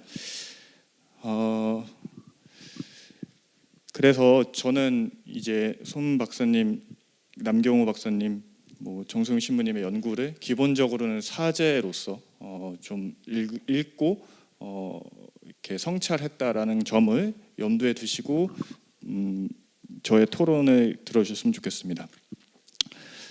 우선은 2명의 50대 본당 사제인 연구 참여자들은 자신의 유년 시절부터 현재의 사제 생활까지의 삶을 관통하면서 사제의 성소부터 시작하여 공동체 리더로서 성찰함, 평화의 이해와 적용을 생생하게 전해주고 있습니다. 이 두 신부님과 연구자의 지속적인 상호작용과 해석이 중첩되어 프란치스코 신부님에게는 평화는 차별 없이 사랑을 주는 공동체의 건설 실천으로, 미카엘 신부님에게는 평화가 인간의 기본적인 권리가 충족된 당연한 일상 속의 친밀한 관계 맺음으로 정리되고 있습니다. 이 두 연구 참여자의 생애사적 내러티브를 읽으며 저 또한 제3을 반추하고 사제 성소와 양성 과정을 되짚으며 저에게 있어서 평화의 가치는 어떻게 체화되었는지 성찰할 수 있는 계기를 얻었습니다. 그러면서 자각한 것은 평화에 관한 교회의 가르침과 실제 사제 양성, 사목 생활 사이에 채워지지 않는 어떤 공백이었습니다. 이는 연구자께서 이론적 배경으로 제시했던 현대의 사제 양성에 입각한 네 차원의 양성 체계와 사제가 평화를 살아가는 내적 기반 간의 유기적 통합이 좀 제 안에서부터 선명하게 구성되어 있지 않다는 느낌이기도 했습니다. 가톨릭 교회가 제시하는 평화의 상태, 연구자의 말을 빌리면 단지 외적 상태가 아니라 하느님의 정의와 사랑이 인간과 공동체 안에 구현되는 영적이고 윤리적인 삶의 방식은 실질적인 사제 생활과 영성 차원에서 어떻게 평화라는 가치 안에 일목요연한 이해와 비전으로 통합되어 있는가, 그리고 그 평화는 일선 본당 생활이라는 일상 세계 차원을 넘어 사회적 구조와 담론을 고려한 공적인 종교의 역할 수행으로서의 한반도 평화와 화해라는 사회적 가치와 긴밀하게 연결되고 있는가? 저희가 자문하게 됐습니다. 이 이유는 또 제가 새신부 때는 미나이의 한반도 평화와 화해를 위한 민족 화해를 위한 명동성당에서 드리는 미사를 새신부가 돌아가면서 이제 집전을 하는 시스템이었는데요. 이제 본당이 또 바쁘고 새신부다 보니까 그 일정 빼는 거에 대해서도 좀 주임 신부님과 이렇게 그런 것들에서 잘 안 하려고 하는 어떤 좀 회피되는 그런 미사 이제 손님 주례였는데요. 제가 11월인가 언제쯤 맡았는데 그 또 강론을 미리 계획을 썼죠. 근데 그날 아침인가 17년이었는데 이제 한반도 정세가 아주 안 좋을 때지 않습니까? 로켓맨 뭐 얘기 나오고 다 써놨는데 그날 ISBM인가를 또 쏜 거예요. 그래갖고 또 섬은 또 다시 고치고 그래갖고 이제 명동에서 제가 언제 주례를 해보겠냐고 이제 주례를 하고 그 다음에는 이제 같이 성모동당에서 제가 이제 주송을 해서 묵주기도를 하는데 그냥 그러니까 돌아가면서 시키니까 내가 여기로 온 거지 내 안에서 지금 시키는 이 한반도 평화라는 가치가 그럼 내 일선 본당 사목과도 사실은 연결이 안 되고 그 다음에 내가 사제 양성을 받으면서도 사실은 크게 고민되어 보거나 이렇게 영성으로 이렇게 체화됐다는 느낌이 사실은 좀 잘 되지 않았던 그런 또 사건들이 이 논문을 통해서도 드러났고 또 나름 18년도에는 파문점 선언도 강론 때 뭐 이렇게 하고 그걸로 얘기를 했으면서도 분위기는 뭐 사실 그 이렇게 그냥 싸하고 그냥 뭐 나는 뭐 뉴스 안 보냐 나 다 알고 있다 약간 이런 식의 반응이었던 것들 그리고 젊은이들에게는 뭐 사실상 크게 이렇게 어떤 피드백이나 그 통교되는 느낌들이 거의 없었던 그런 부분들이 다 같이 좀 떠올랐었습니다. 연구자께서 잘 종합해 주셨듯이 통합적 사제 양성의 4차원, 바로 인성 차원, 영성 차원, 지성 차원, 사목 차원은 상호 유기적이고 성찰적으로 사제의 지성 양성을 지향합니다. 두 연교 참여자의 언술에서도 성장기 시절의 경험은 신학생에서 사제로 이어지는 생활 속에서 나선형적으로 재의미화되고 통합되면서 각자의 사목 관점과 가치 지향을 형성하는 것을 볼 수 있습니다. 프란치스코 신부님의 반복된 표현인 빚을 졌다는 사회적 약자들에 대한 부채감, 미카엘 신부님의 책임감과 압박감을 성찰의 계기로 전환시킨 강론과 미사의 의미는 사제 각자가 수행한 지속 양성의 결과라 해석되었습니다. 그러면서 미카엘 신부님의 물 흐르듯 자연스럽게 살 수 있는 일상, 프란치스코 신부님의 공동체원이 함께 노력하면서 얻을 때 얻는 평화 같은 저만의 평화에 대한 나름의 저의 개인적인 어떤 그 표현들, 어떤 표상들이 있음에도 이 자리의 핵심 가치인 한국 속 맥락화된 한반도 평화와 갈등 해소라는 공적 아젠다와 이게 그럼 통합되어 있는가? 그것들을 기반으로 신앙 공동체의 평화의 이제 뭐 장인이다, 뭐 그게 뭐 마스터냐, 뭐 크래프트맨이냐, 뭐 여러 가지 우리가 논의할 수 있겠지만 어쨌든 본당 공동체 안에서 나뿐만이 아니라 다른 교우들과 함께 평화의 일꾼으로 양성되는 데에 그럼 내가 갖고 있는 어떤 사목적 비전이나 상이 있어야 되는데 사실 그것은 없구나. 배워본 적도 없고 어디서 소스를 얻어야 될지도 모르겠고 되게 이렇게 전해 들을 수 있는 기본적인 정보들은 일반 우리 사회 대중 미디어와 이렇게 뉴스 언론들 정도를 접하는 것 안에서 우리 또한 그냥 이렇게 형성되고 있다라는 사실을 알게 됐습니다. 이러한 현실은 생활 세계 내 안녕, 평안, 쉼, 원만함, 무탈함과 내가 주는 평화는 세상이 주는 평화와 같지 않다라 하신 주님의 평화, 정치 체간의 역동성을 떼놓고 얘기할 수 없는 사회 정치적 평화와 번영이 사제 영성과 사목적 비전 안에서 통합될 수 있는 양성의 필요성을 제시한다고 생각합니다. 이러한 필요성은 평화 통일에 대한 젊은이들의 무관심과도 긴밀히 연결되고 제가 뭐 내일도 발표할 내용 중에 하나이지만은 2027 서울 WID를 위한 청년 기초인식 조사에서도 물었습니다. 남한과 북한은 대화를 통해 평화 관계를 구축 가능한가? 대표성을 확보한 이제 전체 청년 파퓰레이션에서 절반이 부정적이고 절반은 긍정적이었습니다. 근데 98%가 신앙생활을 하고 있고 88%가 일주일에 한 번 그 이상 주일 미사를 나오고 90% 정도가 청년 단체 활동에 가입돼서 그래도 되게 열성적으로 우리가 만날 수 있는 청년들에게서도 51%가 부정적인 견해를 보였습니다.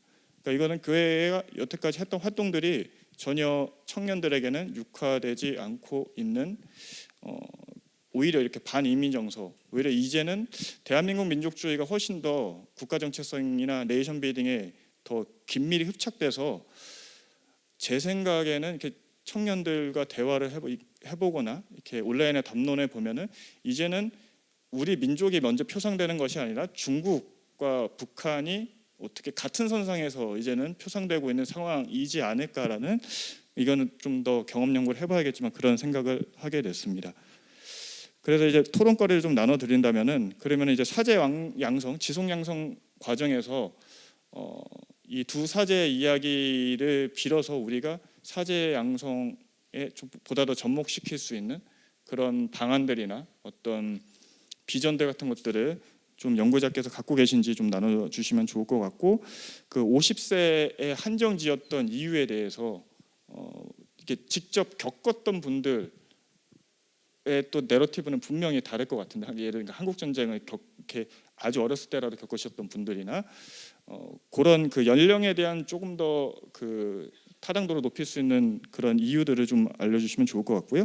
그 다음에 세 번째는 이제 어쨌든 내러티브 연구가 상호작용 연구이기 때문에, 그러면은 연구장님께서 변모됐던 것에 더해서 연구 참여자들이 이 인격적 과정을 통해서 그들이 이해하고 진짜 적용시키고자 하는 사목적인 그 평화의 상은 어떻게 좀 디벨롭 됐는지 이렇게 좀 나눠주시면 좋을 것 같습니다. 네, 이상입니다. 예, 감사합니다.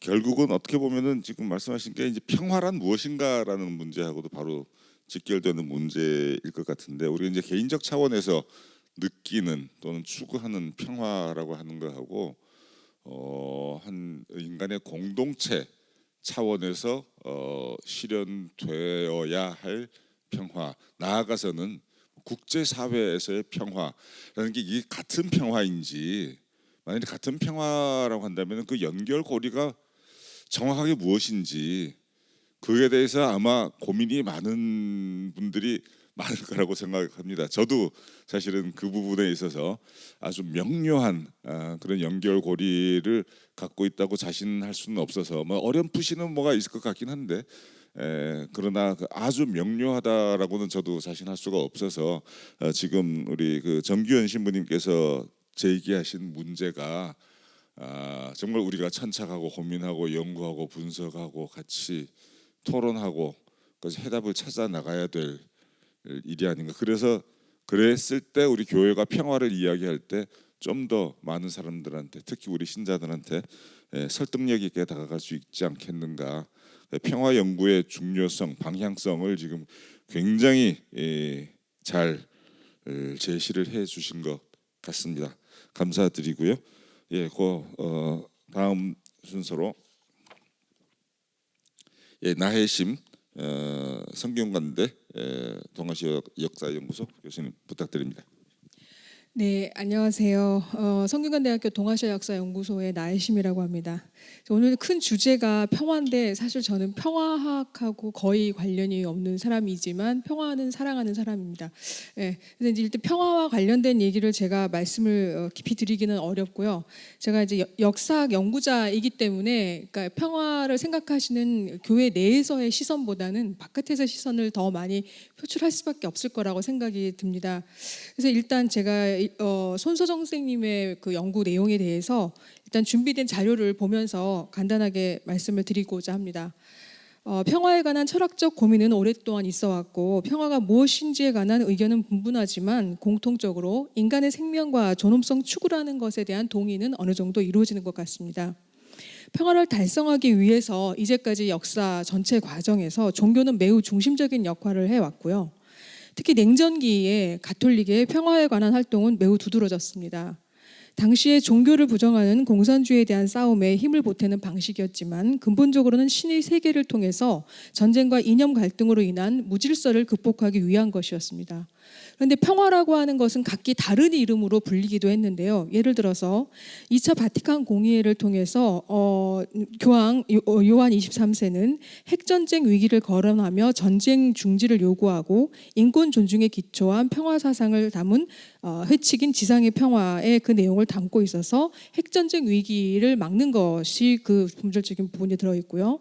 그다음에 바오로 6세의 경우에는 1965년 10월 2차 바티칸 공의회 폐막 전에 유엔을 방문하고 민족들의 발전이라는 강연을 통해서 평화와 더불어서 새로운 경제 질서를 언급하게 이릅니다. 이 강연을 통해서 평화의 새로운 이름으로 발전이 언급되고 있는 거죠. 그러니까 당시에 군비 축소도 물론이지만 빈곤, 그다음에 의료적인 취약함 이런 것들을 제거하는 것이 바로 가톨릭 평화 운동의 한 부분이라고 이해할 수 있을 것 같습니다. 제가 독일사 전공자인데요. 최근에 이제 독일의 그 개발 원조 관련된 연구를 좀 제가 진행하고 있거든요. 그래서 독일 가톨릭에서도 1958년 주교회 결정을 통해서 세계의 빈곤과 불평등, 의료적 어려움에 처한 이들을 돕기 위한 사업을 시작했고 미제레오라는 기관을 만들었습니다. 전쟁을 막 겪은 한국에서도 가톨릭 사제의 역할은 주목할 만한 것이었습니다. 독일 유학 중이던 김수환 추기경은 오스트리아 부인회와 연결해 가난한 한국 유학생에 대한 재정 지원이 이루어지도록 도왔고 지역의 보건과 빈곤 문제를 해결하기 위한 지학선 주교의 활동은 평화에 기여하기 위한 중요한 업적이라고 볼 수 있습니다. 이 모든 것은 더 나은 세상을 위한 교회 본연의 의무를 실천하는 것이라고 볼 수 있습니다.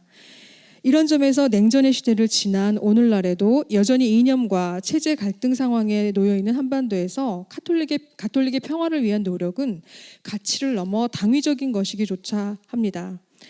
본 연구의 선행 연구 부분에서 언급된 것처럼 그동안 한국 사회에서 가톨릭이 수행해온 평화에 대한 노력이 적지 않았기에 사회가 종교에 기대하는 바는 적지 않습니다. 특히 최근 재점화되는 듯한 국내외 갈등 상황에서 종교적 과업을 수행하는 사제가 가지고 있는 평화관을 살펴보는 연구는 그래서 상당히 의미가 있다고 생각합니다. 그래서 질문을 3가지를 드리도록 하겠습니다. 첫 번째는 평화는 가톨릭의 본질적 가치라고 초입부에 서술하셨습니다. 이를 실천하기 위해서 교리나 가르침, 현실에서의 다양한 사회적 개입 활동을 진행해 왔습니다. 하지만 오늘날 본 발표에서도 언급하고 계시듯이 다시 세상은 국가 간의 갈등은 물론 사회 내의 경제적 간극의 확대나 사회문화적 다양화 경향들을 둘러싼 갈등이 증가하고 있습니다. 특히 글로벌한 규모의 자본주의 작동으로 인해 각 국가의 경제적 이익을 둘러싼 경쟁과 갈등이 세계를 혼란스럽게 하고 있고 일상적인 삶을 살아가는 이들을 고통스럽게 하고 있습니다. 평화를 해치는 현대사회의 이러한 다양한 현상의 극복에 기여하고자 하는 바가 이 연구의 시작 지점으로 보입니다. 사제에게 요구되는 직무에 대한 언급을 이론적 배경에서 다루고 계셔서 더 그런 느낌이 듭니다.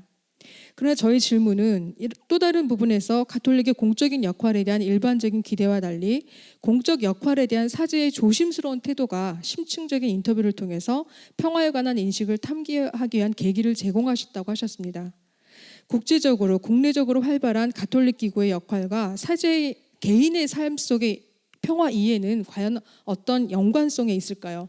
제가 역사 연구자로서 이제까지 역사 안에서 종교에 당한 역할들은 대부분 교황의 교시나 공의의 결과 아니면 제도, 아니면 수도 활동 등 어떤 기구나 제도 차원에서 주로 진행이 되어 왔는데 여기에서 개인의 사제의 평화에 관한 깊은 내러티브적인 접근들을 통해서 그것을 파악하자고 했을 때 결국 그럼에도 불구하고 그것이 개인의 연구에 멈추지 않고 이러한 전체적인 평화를 위한 기여에 어느 정도 기여하기 위한 목적을 두고 있을 거라고 생각을 하기 때문에 역시 개인 사제의 역할, 아까 이전 세션에서 계속 사제 중심주의라고 말씀하셨는데 제가 역사학자 보기에는 사제가 그렇게 힘이 있어 보이진 않았거든요.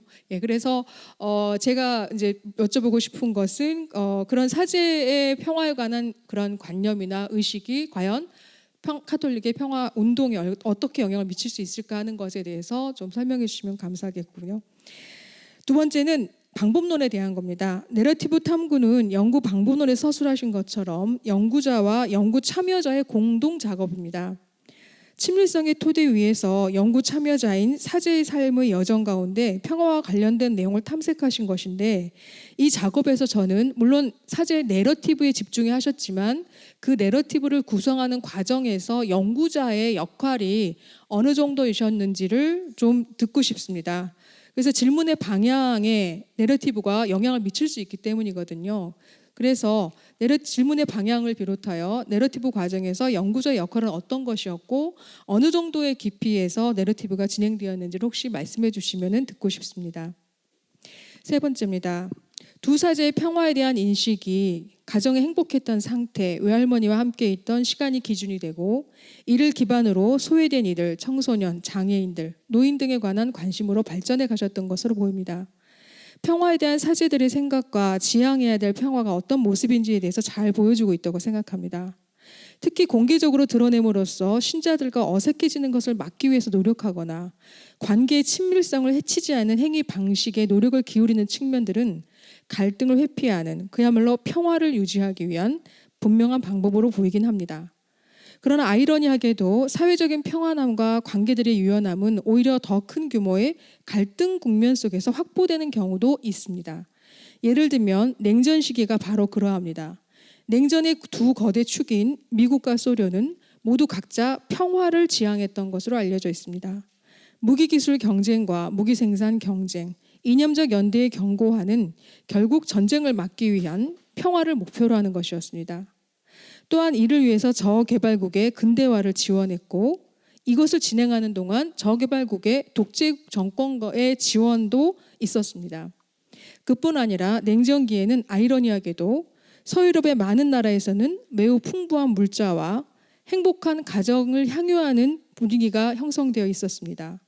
이른바 황금의 30년이라고 하는 풍요의 시기를 유럽은 그 시기에 누렸었죠.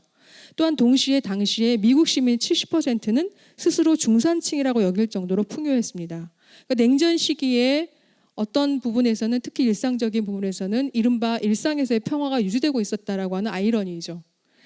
최근에는 자민족 내부의 평화와 이를 위한 이익 확보를 위해서 대외적인 갈등 관계를 마다하지 않는 국가들이 세계 모든 구성원의 염려와 미래에 대한 불안을 유발하고 있는 상황입니다.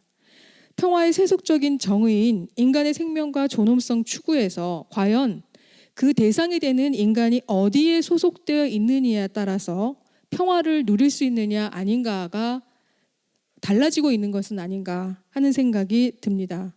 내러티브에 담긴 평화의 내용은 이런 상황에서 과연 어떤 이야기를 들려줄 수 있을까요? 이상입니다.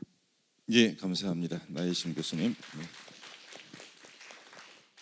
제가 잘못 이해했을 수도 있지만 아마 그 정규현 신부님께서 제기하신 문제의식하고 상당히 일맥상통하는 이야기가 아닌가라는 생각이 듭니다. 그 두 사제의 이야기에서 우리한테 들려졌던 그 평화라는 것과 국제 정치에서 국가들 간에 전쟁을 하고 막 싸우고 하는 그런 거를 막고 그런 걸 극복하고 그런 것이 지속 가능하도록 하게 하는 그 평화라고 하는 거하고는 도대체 어떻게 연결되는 건지, 두 사제의 이야기 속에서 우리가 국제 평화를 위해서는 무엇을, 어떤 레슨을 얻을 수 있는 건지라는 것에 대한 그런 질문이 아니셨나라는 이제 생각이 듭니다. 아닐 수도 있으니까 여러분들께서는 또 다른 관점에서 토론을 해주시고 또 그 발표자 선생님들께서도 그렇게 해주시면 대단히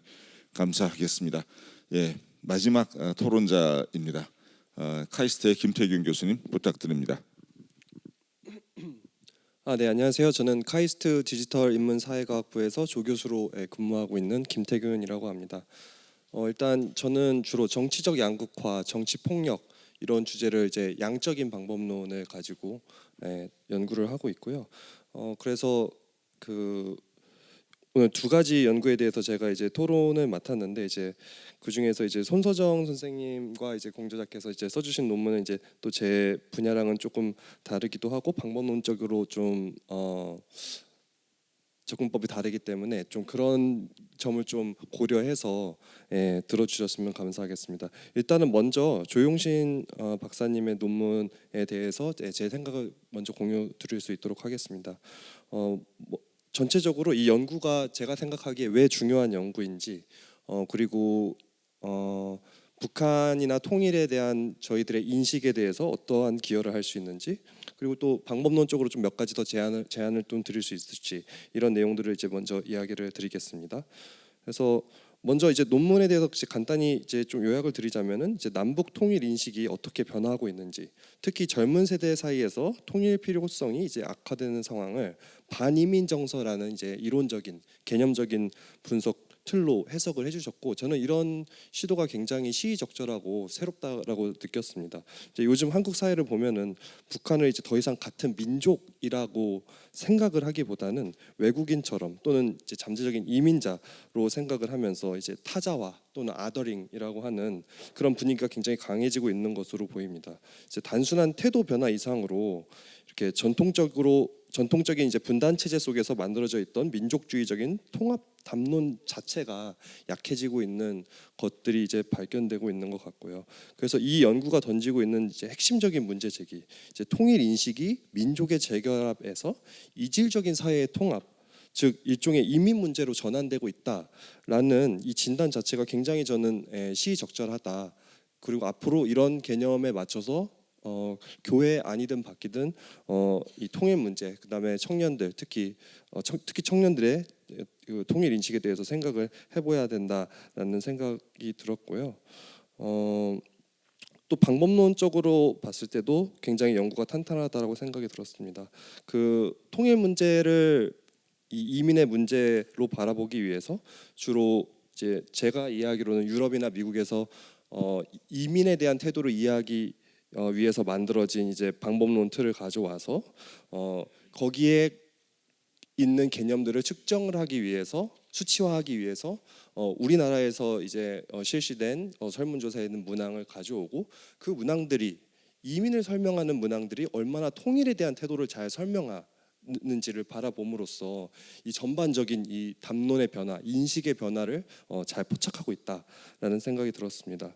그래서 다시 말씀드리자면은 저는 연구의 핵심 공헌이 결국에 통일 문제를 이민 문제라는 새로운 렌즈로 재해석했다라는 데 있다라고 생각이 들고, 그런 관점에서 보면 이제 북한 주민이 더 이상이라고 하면 좀 약간은 너무 이제 결론을 내리는 듯한 그런 뉘앙스가 있지만, 같은 민족이라기보다는 잠재적인 이주자처럼 보고 있다라는 인식이 일정 부분 이제 개량적으로 발견되는 부분이고, 그렇게 되면은 이민자로서 이 북한 주민을 바라볼 때, 통일을 바라볼 때, 그러면은 어떤 요소들이 우리가 그런 통일에 대해서, 북한 주민에 대해서 부정적으로 보느냐, 거기서 6가지로 나눠서 자세히 그런 것들을 보여주셨죠. 예를 들어서 경제적인 상황이라든지, 아니면은 정치적인 태도라든지, 아니면은 교육 등등, 이런 관점들이 통일에 대한 태도, 북한 주민에 대한 태도랑 잘 연관이 되어 있다. 그리고 나아가서 그것이 젊은 세대한테 더 두드러지게 보여주고 있다라는 것을 보여준 거 굉장히 전 중요한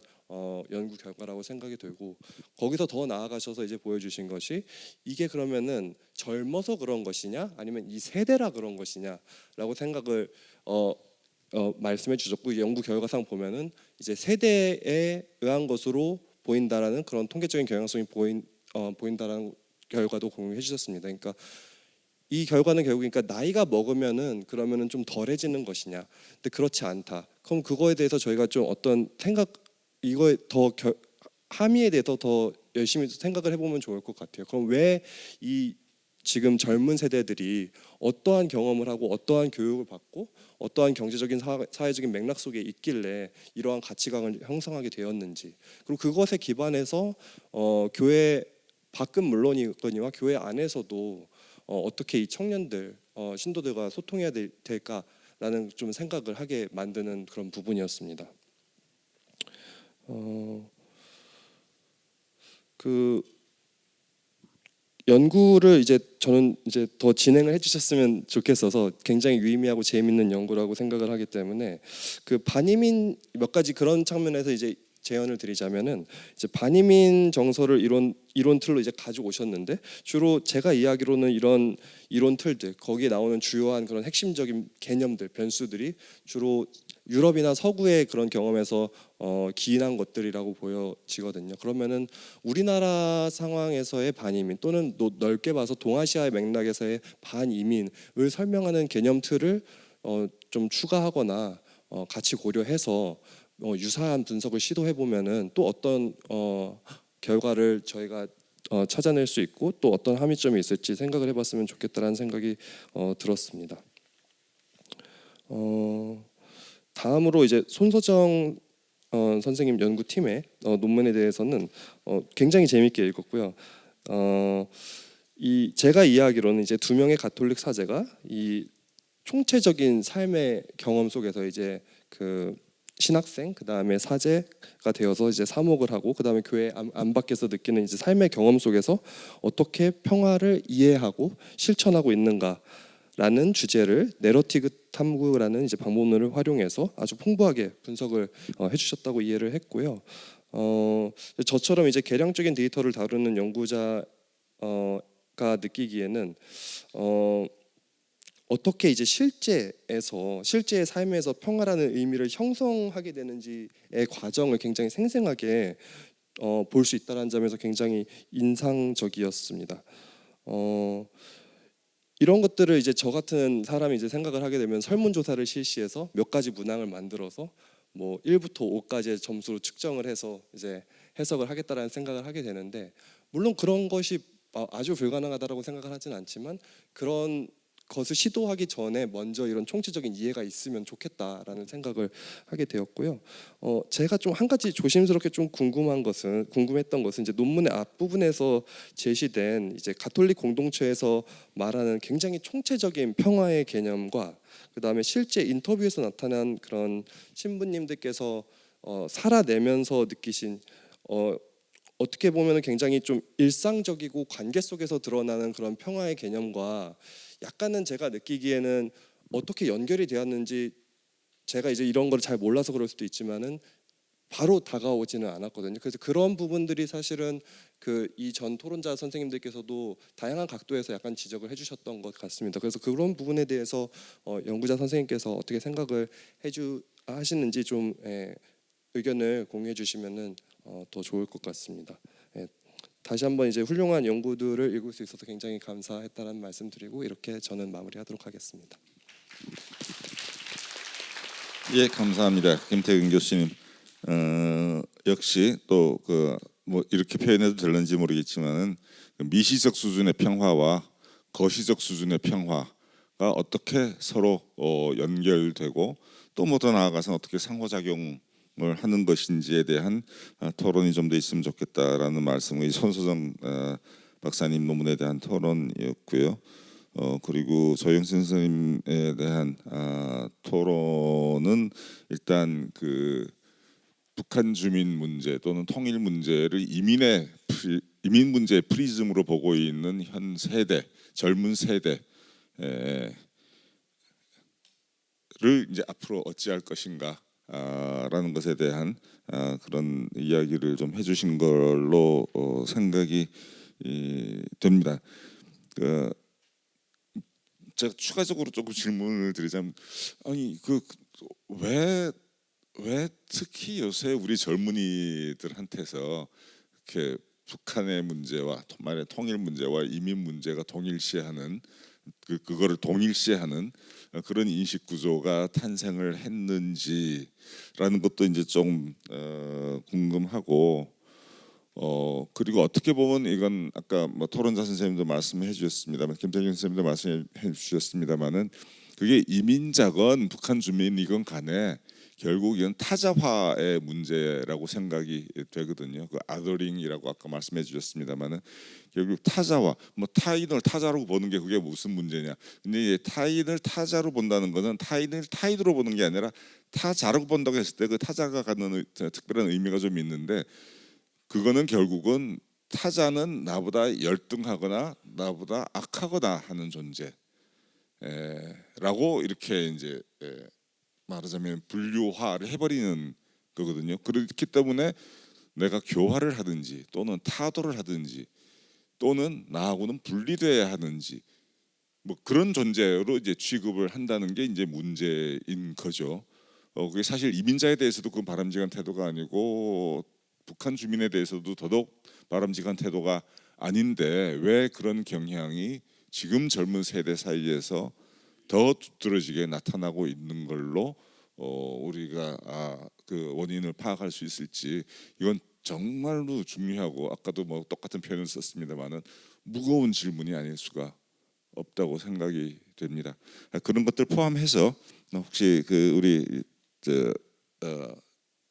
지금 시간이 아직 한 30분 정도 남았으니까 이런 문제들에 대해서 그 발표자 선생님들이 이제 대답을 좀 이따가 또 해주실 텐데 그 전에 우리 지금 끝까지 자리를 지켜주고 계시는 방청석에 계시는 여러분들께서 질문 또는 코멘트가 있으면 핵심만 간추려서 2, 3분 안에 한 분당 말씀을 해주시면 대단히 감사하겠습니다. 말씀 주실 분 계신지요? 예, 저 뒤에 한 분 계시고요. 그 다음에 요 앞에 한 분 계시고 저기 선생님 계십니다. 그렇게 1번, 2번, 3번 먼저 그렇게 말씀 듣도록 하겠습니다. 왼쪽에 한 분 더 계셨나요? 저 뒤에 계셨고 요 앞에 한 분 계셨고 또 한 분 더 계셨나요? 왼쪽에? 아닌 것 같아요. 예, 그맨 뒤에 말씀 부탁드립니다. 예, 간결하게 부탁드리겠습니다. 예. 안녕하세요. 네, 역시 손 박사님의 강의는 마음을 말랑말랑하게 해주는 그런 발제셨습니다. 그럼에도 불구하고 가톨릭에서 말하는 평화는 공허하게 들리는 것은 가톨릭의 인자는 종교 전쟁과 선교를 목적으로 해서 선주민을 학살한 유전 인자가 계속 내려오고 있기 때문이 아닌가라는 생각이 들었습니다. 그리고 두 번째, 그 북한에 대한 통일에 대한 정서가 젊은이들에게는 많이 낮아지고 또 사회적으로 전반적으로 낮아지고 한다고 하셨는데 그것보다는 요즘에 통일이라고 생각하는 사람들의 인식은 어떻게 되어 있냐면 서로 간의 정치 체제는 인정을 하면서 동반자의 관계로 가서 종전이 선언되는 쪽으로 인식이 많이 바뀌고 있습니다. 그러므로 그 통일에 대한 정서가 나빠지고 있어서 걱정할 일은 아닌 것 같아요. 그러니까 제대로 된 정보가 전달이 되고 제대로 된 그 뭐라고 할까 이해도를 넓혀줄 수 있다면 흡수 통일이 아닌 체제를 인정하면서 함께 갈 수 있는 그런 좋은 상황이 이루어질 거라고 생각을 하고요.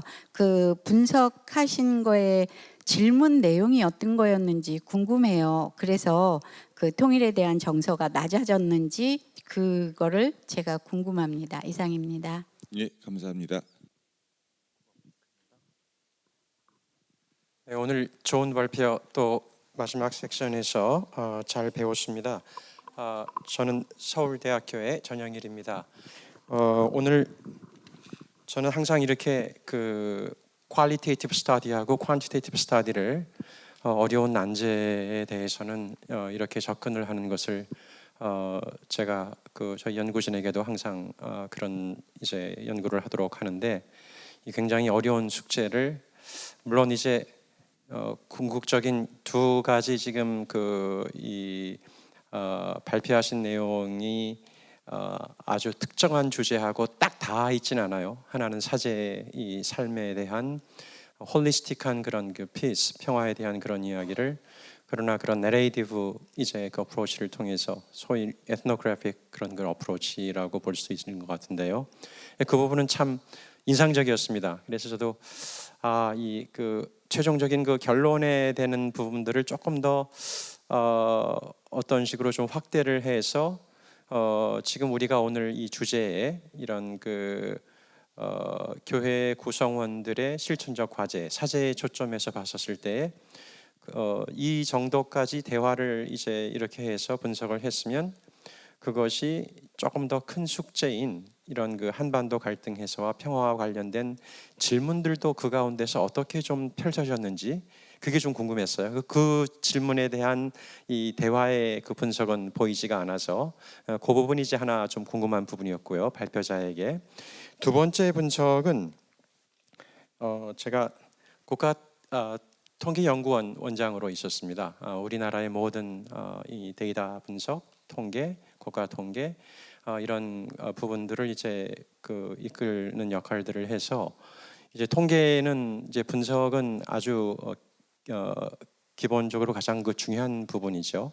근데 오늘 분석을 그 잘 하셨는데 그 해석 부분에 있어서 제가 우리 저 발표하신 분의 내용들을 보니까 이제 결국은 세대 효과가 저도 이것이 굉장히 궁금한 숙제 중에 하나입니다. 우리 국내 젊은이들이 청년들이 또는 다른 세대와 다르게 이제 통일에 대한 그런 필요성 그런 그 인식이 좀 다르다는 부분이 있어서 그런데 오늘 그 결과에 대한 내용들을 자세하게 보면 그 슬라이드 21이나 23 아마 여기 대부분 이제 일반인들이기 때문에 제가 짧게 그냥 코멘트만 하겠습니다.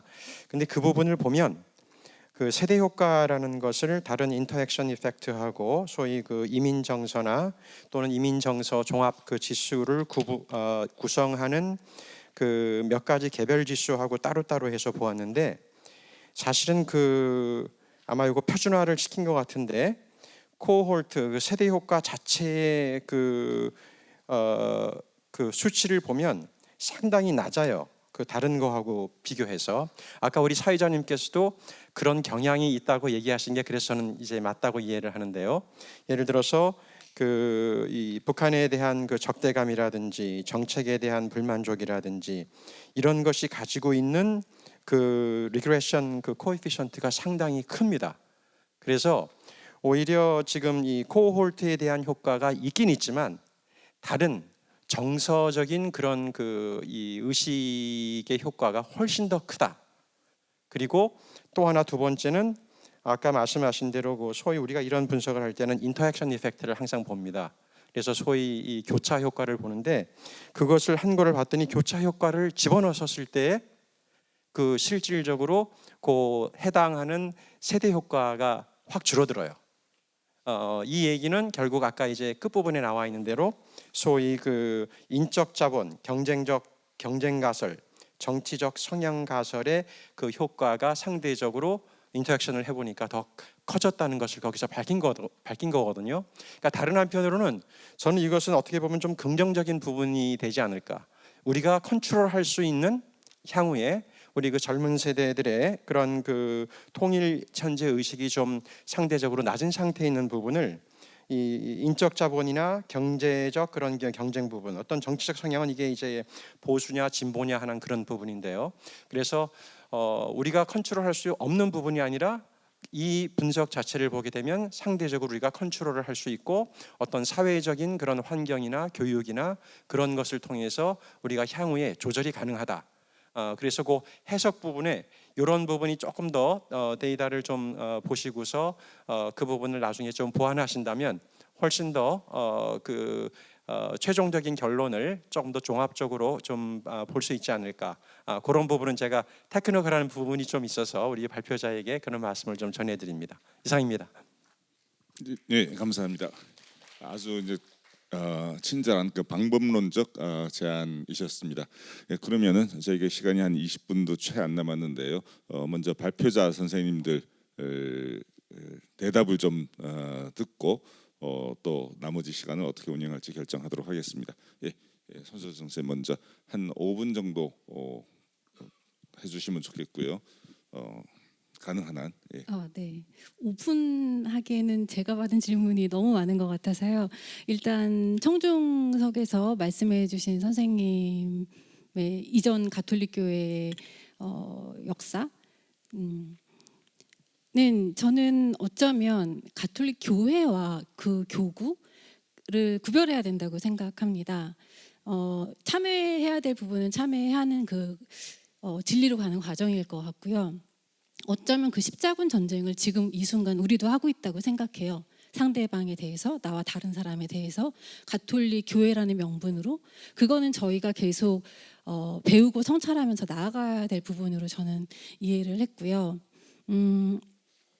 답이 잘 될지는 모르겠지만 그 다음에 이제 질문해 주신 분은 연구자들이 말하는 사이에서 계속 빈 공간이 느껴진다는 말씀을 해주셨어요. 그거는 선생님 저의 생각에는 연구자들의 부족이라고 생각합니다. 그리고 저희가 이런 자리에서조차 제대로 전하지 못하는 언어를 사용하는 것도 저희의 성찰이고 나아가야 되는 부분이고요.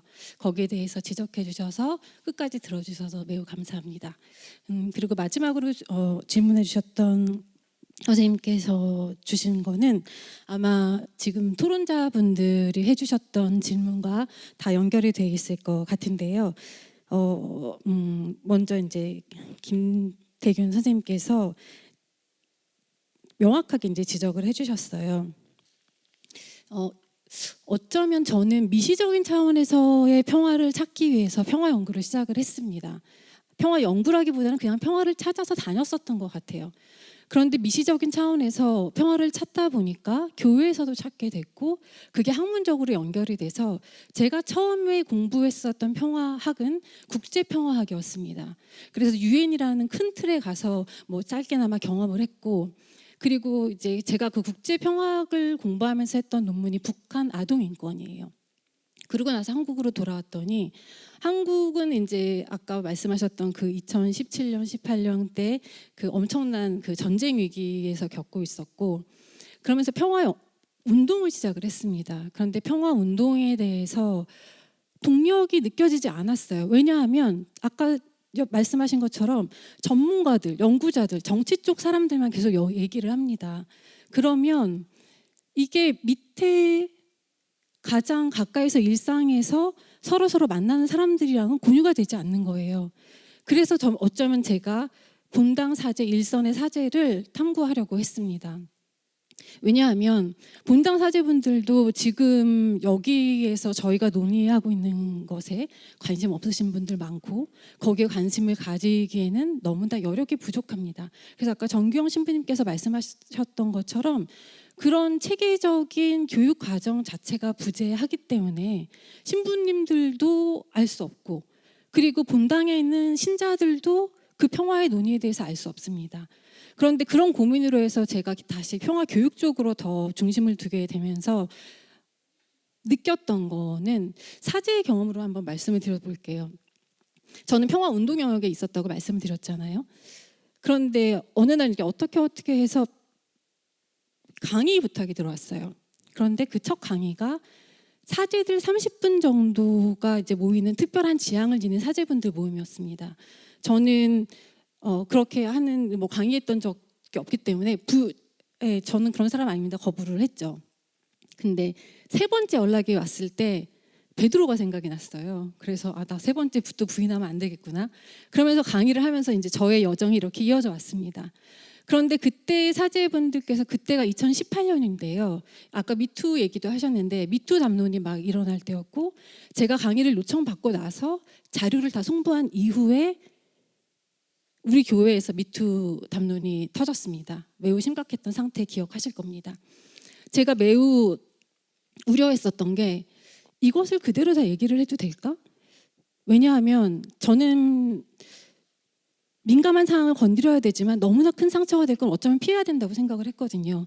근데 고민을 하다가 가서 강의를 했습니다. 제가 그때 구성했던 자료에는 보스턴 교구에서 있었던 100건이 넘는 성추행 사건이었고요. 그런데 그 사제분들은 매우 특별한 지향을 가지고 가난하게 살고 정의와 평화를 위해서 일하고 싶어 하시는 분들이었어요. 여러 교구에서 모이신 분들이고. 그런데 얼마나 일이 많으시겠어요? 되게 주무시고 싶은데 그 시간을 쪼개서 왔는데 정말 머리가 희끗희끗하신 그 노 사제께서 제가 저의 미투를 고백했을 때 눈을 번쩍 뜨셨어요. 그러니까 이게 제가 지금 그 국제적이고 되게 거대한 그 한반도 평화의 담론에서 다시 일상으로 들어가는 이유입니다.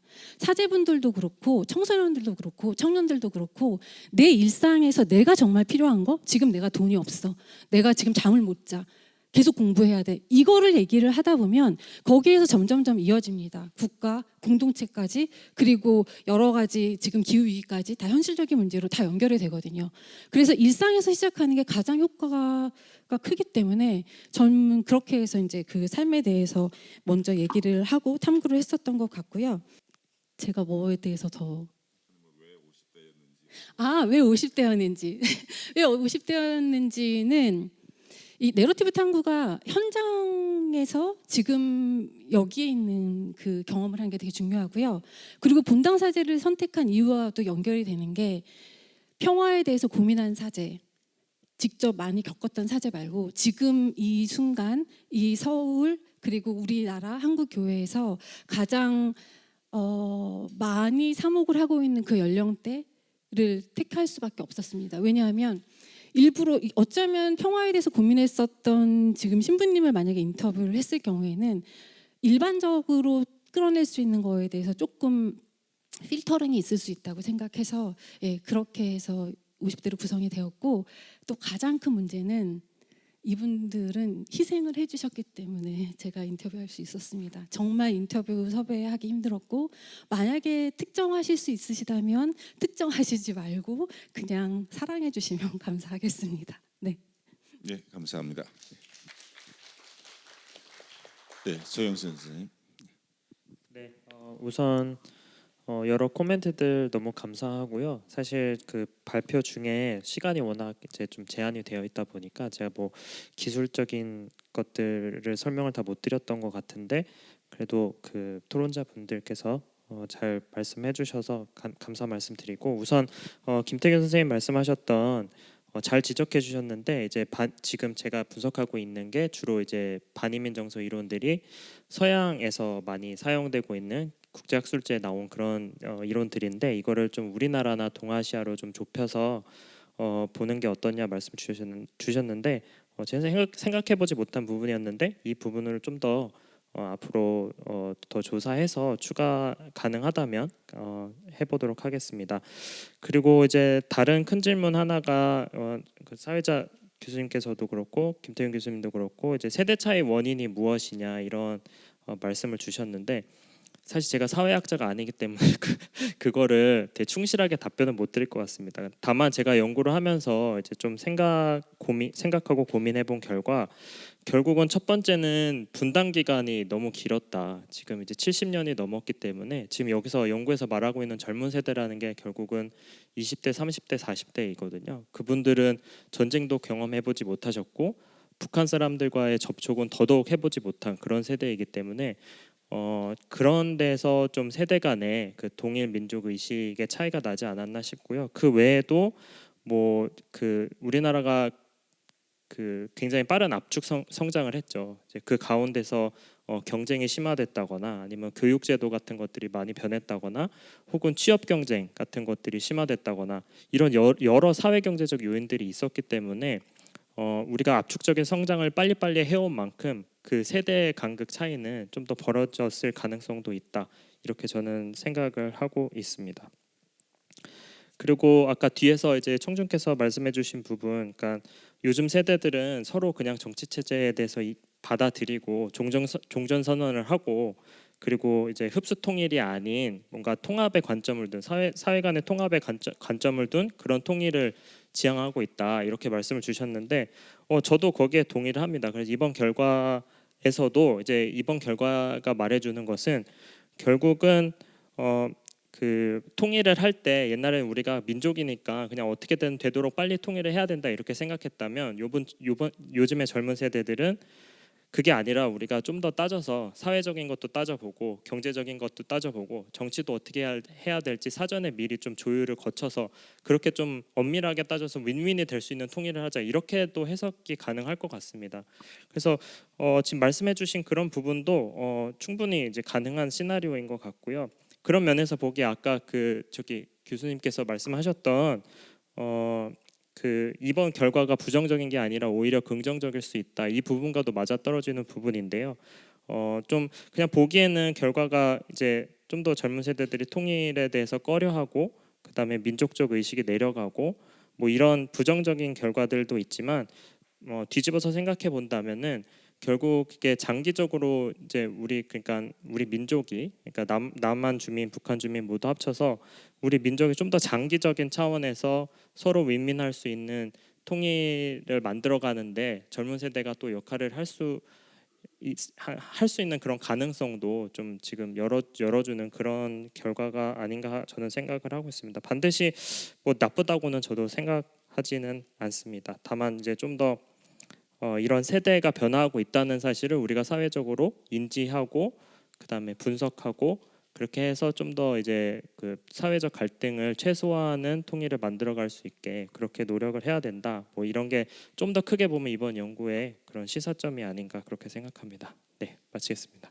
예, 감사합니다. 그럼 지금 시간이 거의 다 돼서 제가 그래도 사회자이기 때문에 마지막에 몇 말씀 드리고 이 세션을 마치도록 하겠습니다. 제가 뭐 세션 중간에도 계속 말씀드려서 이게 저의 고민거리를 끝까지 끌고 나오는 건지도 모르겠습니다만은 결국은 평화란 무엇인가, 그리고 미시적 평화와 거시적 평화의 연결고리는 우리가 어떻게 찾을 것인가라는 거에 대해서 이제 다시 한번 생각을 하면서 마쳤으면 좋겠는데, 뭐 문득 떠오르는 생각들은 이제 몇 가지 있습니다만은 좀 간추려서 이야기를 하면은 약간 터무니없는 이야기일 수도 있습니다. 제가 정치학을 공부하는 사람이다 보니까 평소에 뭐 평화에 관한 이야기를 많이 하기도 하는데, 오늘 발표 내용에서도 그런 이야기가 있었습니다. 힘에 의한 평화라는 게 있죠. 힘에 의한 평화.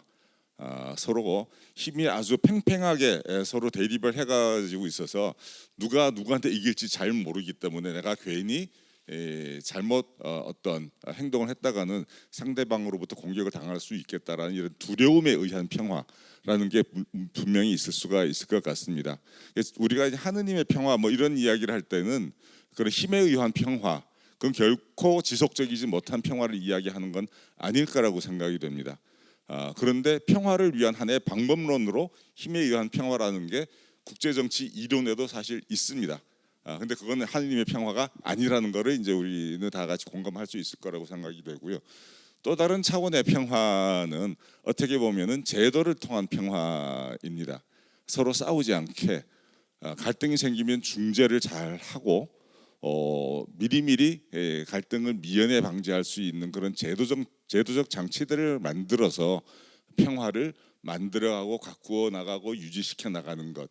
근데 사실은 제도적 평화도 그 제도를 강제를 해야 되기 때문에 어느 정도의 힘은 또 필요합니다. 그래서 그것도 완전한 하느님의 평화라고 이야기하는 건 어떨지 잘 모르겠습니다. 근데 하느님의 평화가 뭐 그거하고 또 완전히 그런 것도 다 아니라고 부인하는 건지 그것도 사실 잘 모르겠고요. 근데 뭐 제가 생각할 때는 저의 아주 정말 이게 아무것도 아닌 의견입니다만은, 하느님의 평화는 결국 사랑과 나눔의 평화가 아니겠는가. 사랑에 의한, 나눔에 의한 평화가 아니겠는가. 힘에 의한 평화는 절대로 아니고 사랑과 나눔을 우리가 실천했을 때, 그런 마음을 가지고 그걸 실천했을 때, 그 미시적 차원에서도 그렇고 그 거시적 차원으로 끌어올리기 위해서는 제가 생각할 땐 제도화가 좀 필요한 것 같긴 합니다. 어쨌든 제도화를 하는 데 있어서 그 제도를 설계하고 그 제도적 장치를 가동시키는 데 있어서도 그런 사랑과 나눔의 미시적 평화의 마음이 없다면 그건 굉장히 가식적인 평화밖에 안 될 거라는 생각이 들어서 제가 막 감히 결론으로 말씀드리자면은 힘에 의한 평화가 있고 제도에 의한 평화가 있고 사랑에 의한 평화가 있는데, 우리가 그 사랑에 의한 평화, 제도에 의한 평화를 좀 더 깊이 고민하면 어떻겠느냐라는 말씀으로 이 세션을 마무리 짓도록 하겠습니다. 감사합니다.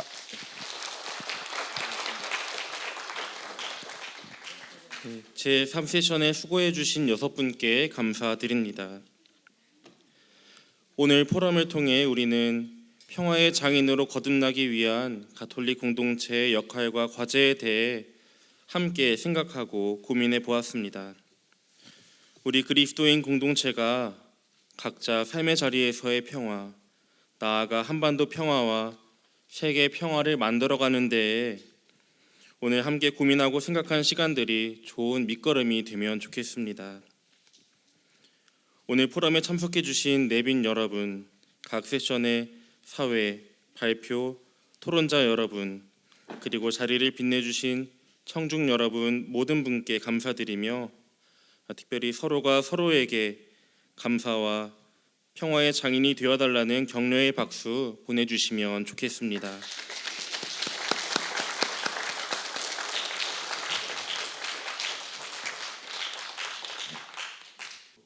연구소에서는 교회적 관점에서 한반도 평화 문제를 다루는 연구에 더 매진하려고 합니다. 내년에도 저희 연구소와 연구위원, 청년 연구자들의 연구와 활동에 많은 관심과 성원을 부탁드립니다. 자료집 337페이지에 있는 평화를 구하는 기도를 마지막으로 오늘 포럼을 마치겠습니다. 성부와 성자와 성령의 이름으로 아멘. 주님, 저를 평화의 도구로 써주소서. 사랑을, 다툼이 있는 곳에 용서를, 분열이 있는 곳에 일치를, 의혹이 있는 곳에 신앙을, 그릇됨이 있는 곳에 진리를, 절망이 있는 곳에 희망을, 어둠의 빛을, 슬픔이 있는 곳에 기쁨을 가져오는 자 되게 하소서. 위로받기보다는 위로하고 이해받기보다는 이해하며 사랑받기보다는 사랑하게 하여 주소서. 저희는 줌으로써 받고 용서함으로써 용서받으며 자기를 버리고 죽음으로써 영생을 얻기 때문입니다. 아멘. 성부와 성자와 성령의 이름으로. 네, 오늘 함께해 주신 모든 분들께 다시 한번 감사드리며 이로써 오늘 포럼을 마치겠습니다. 안녕히 돌아가십시오.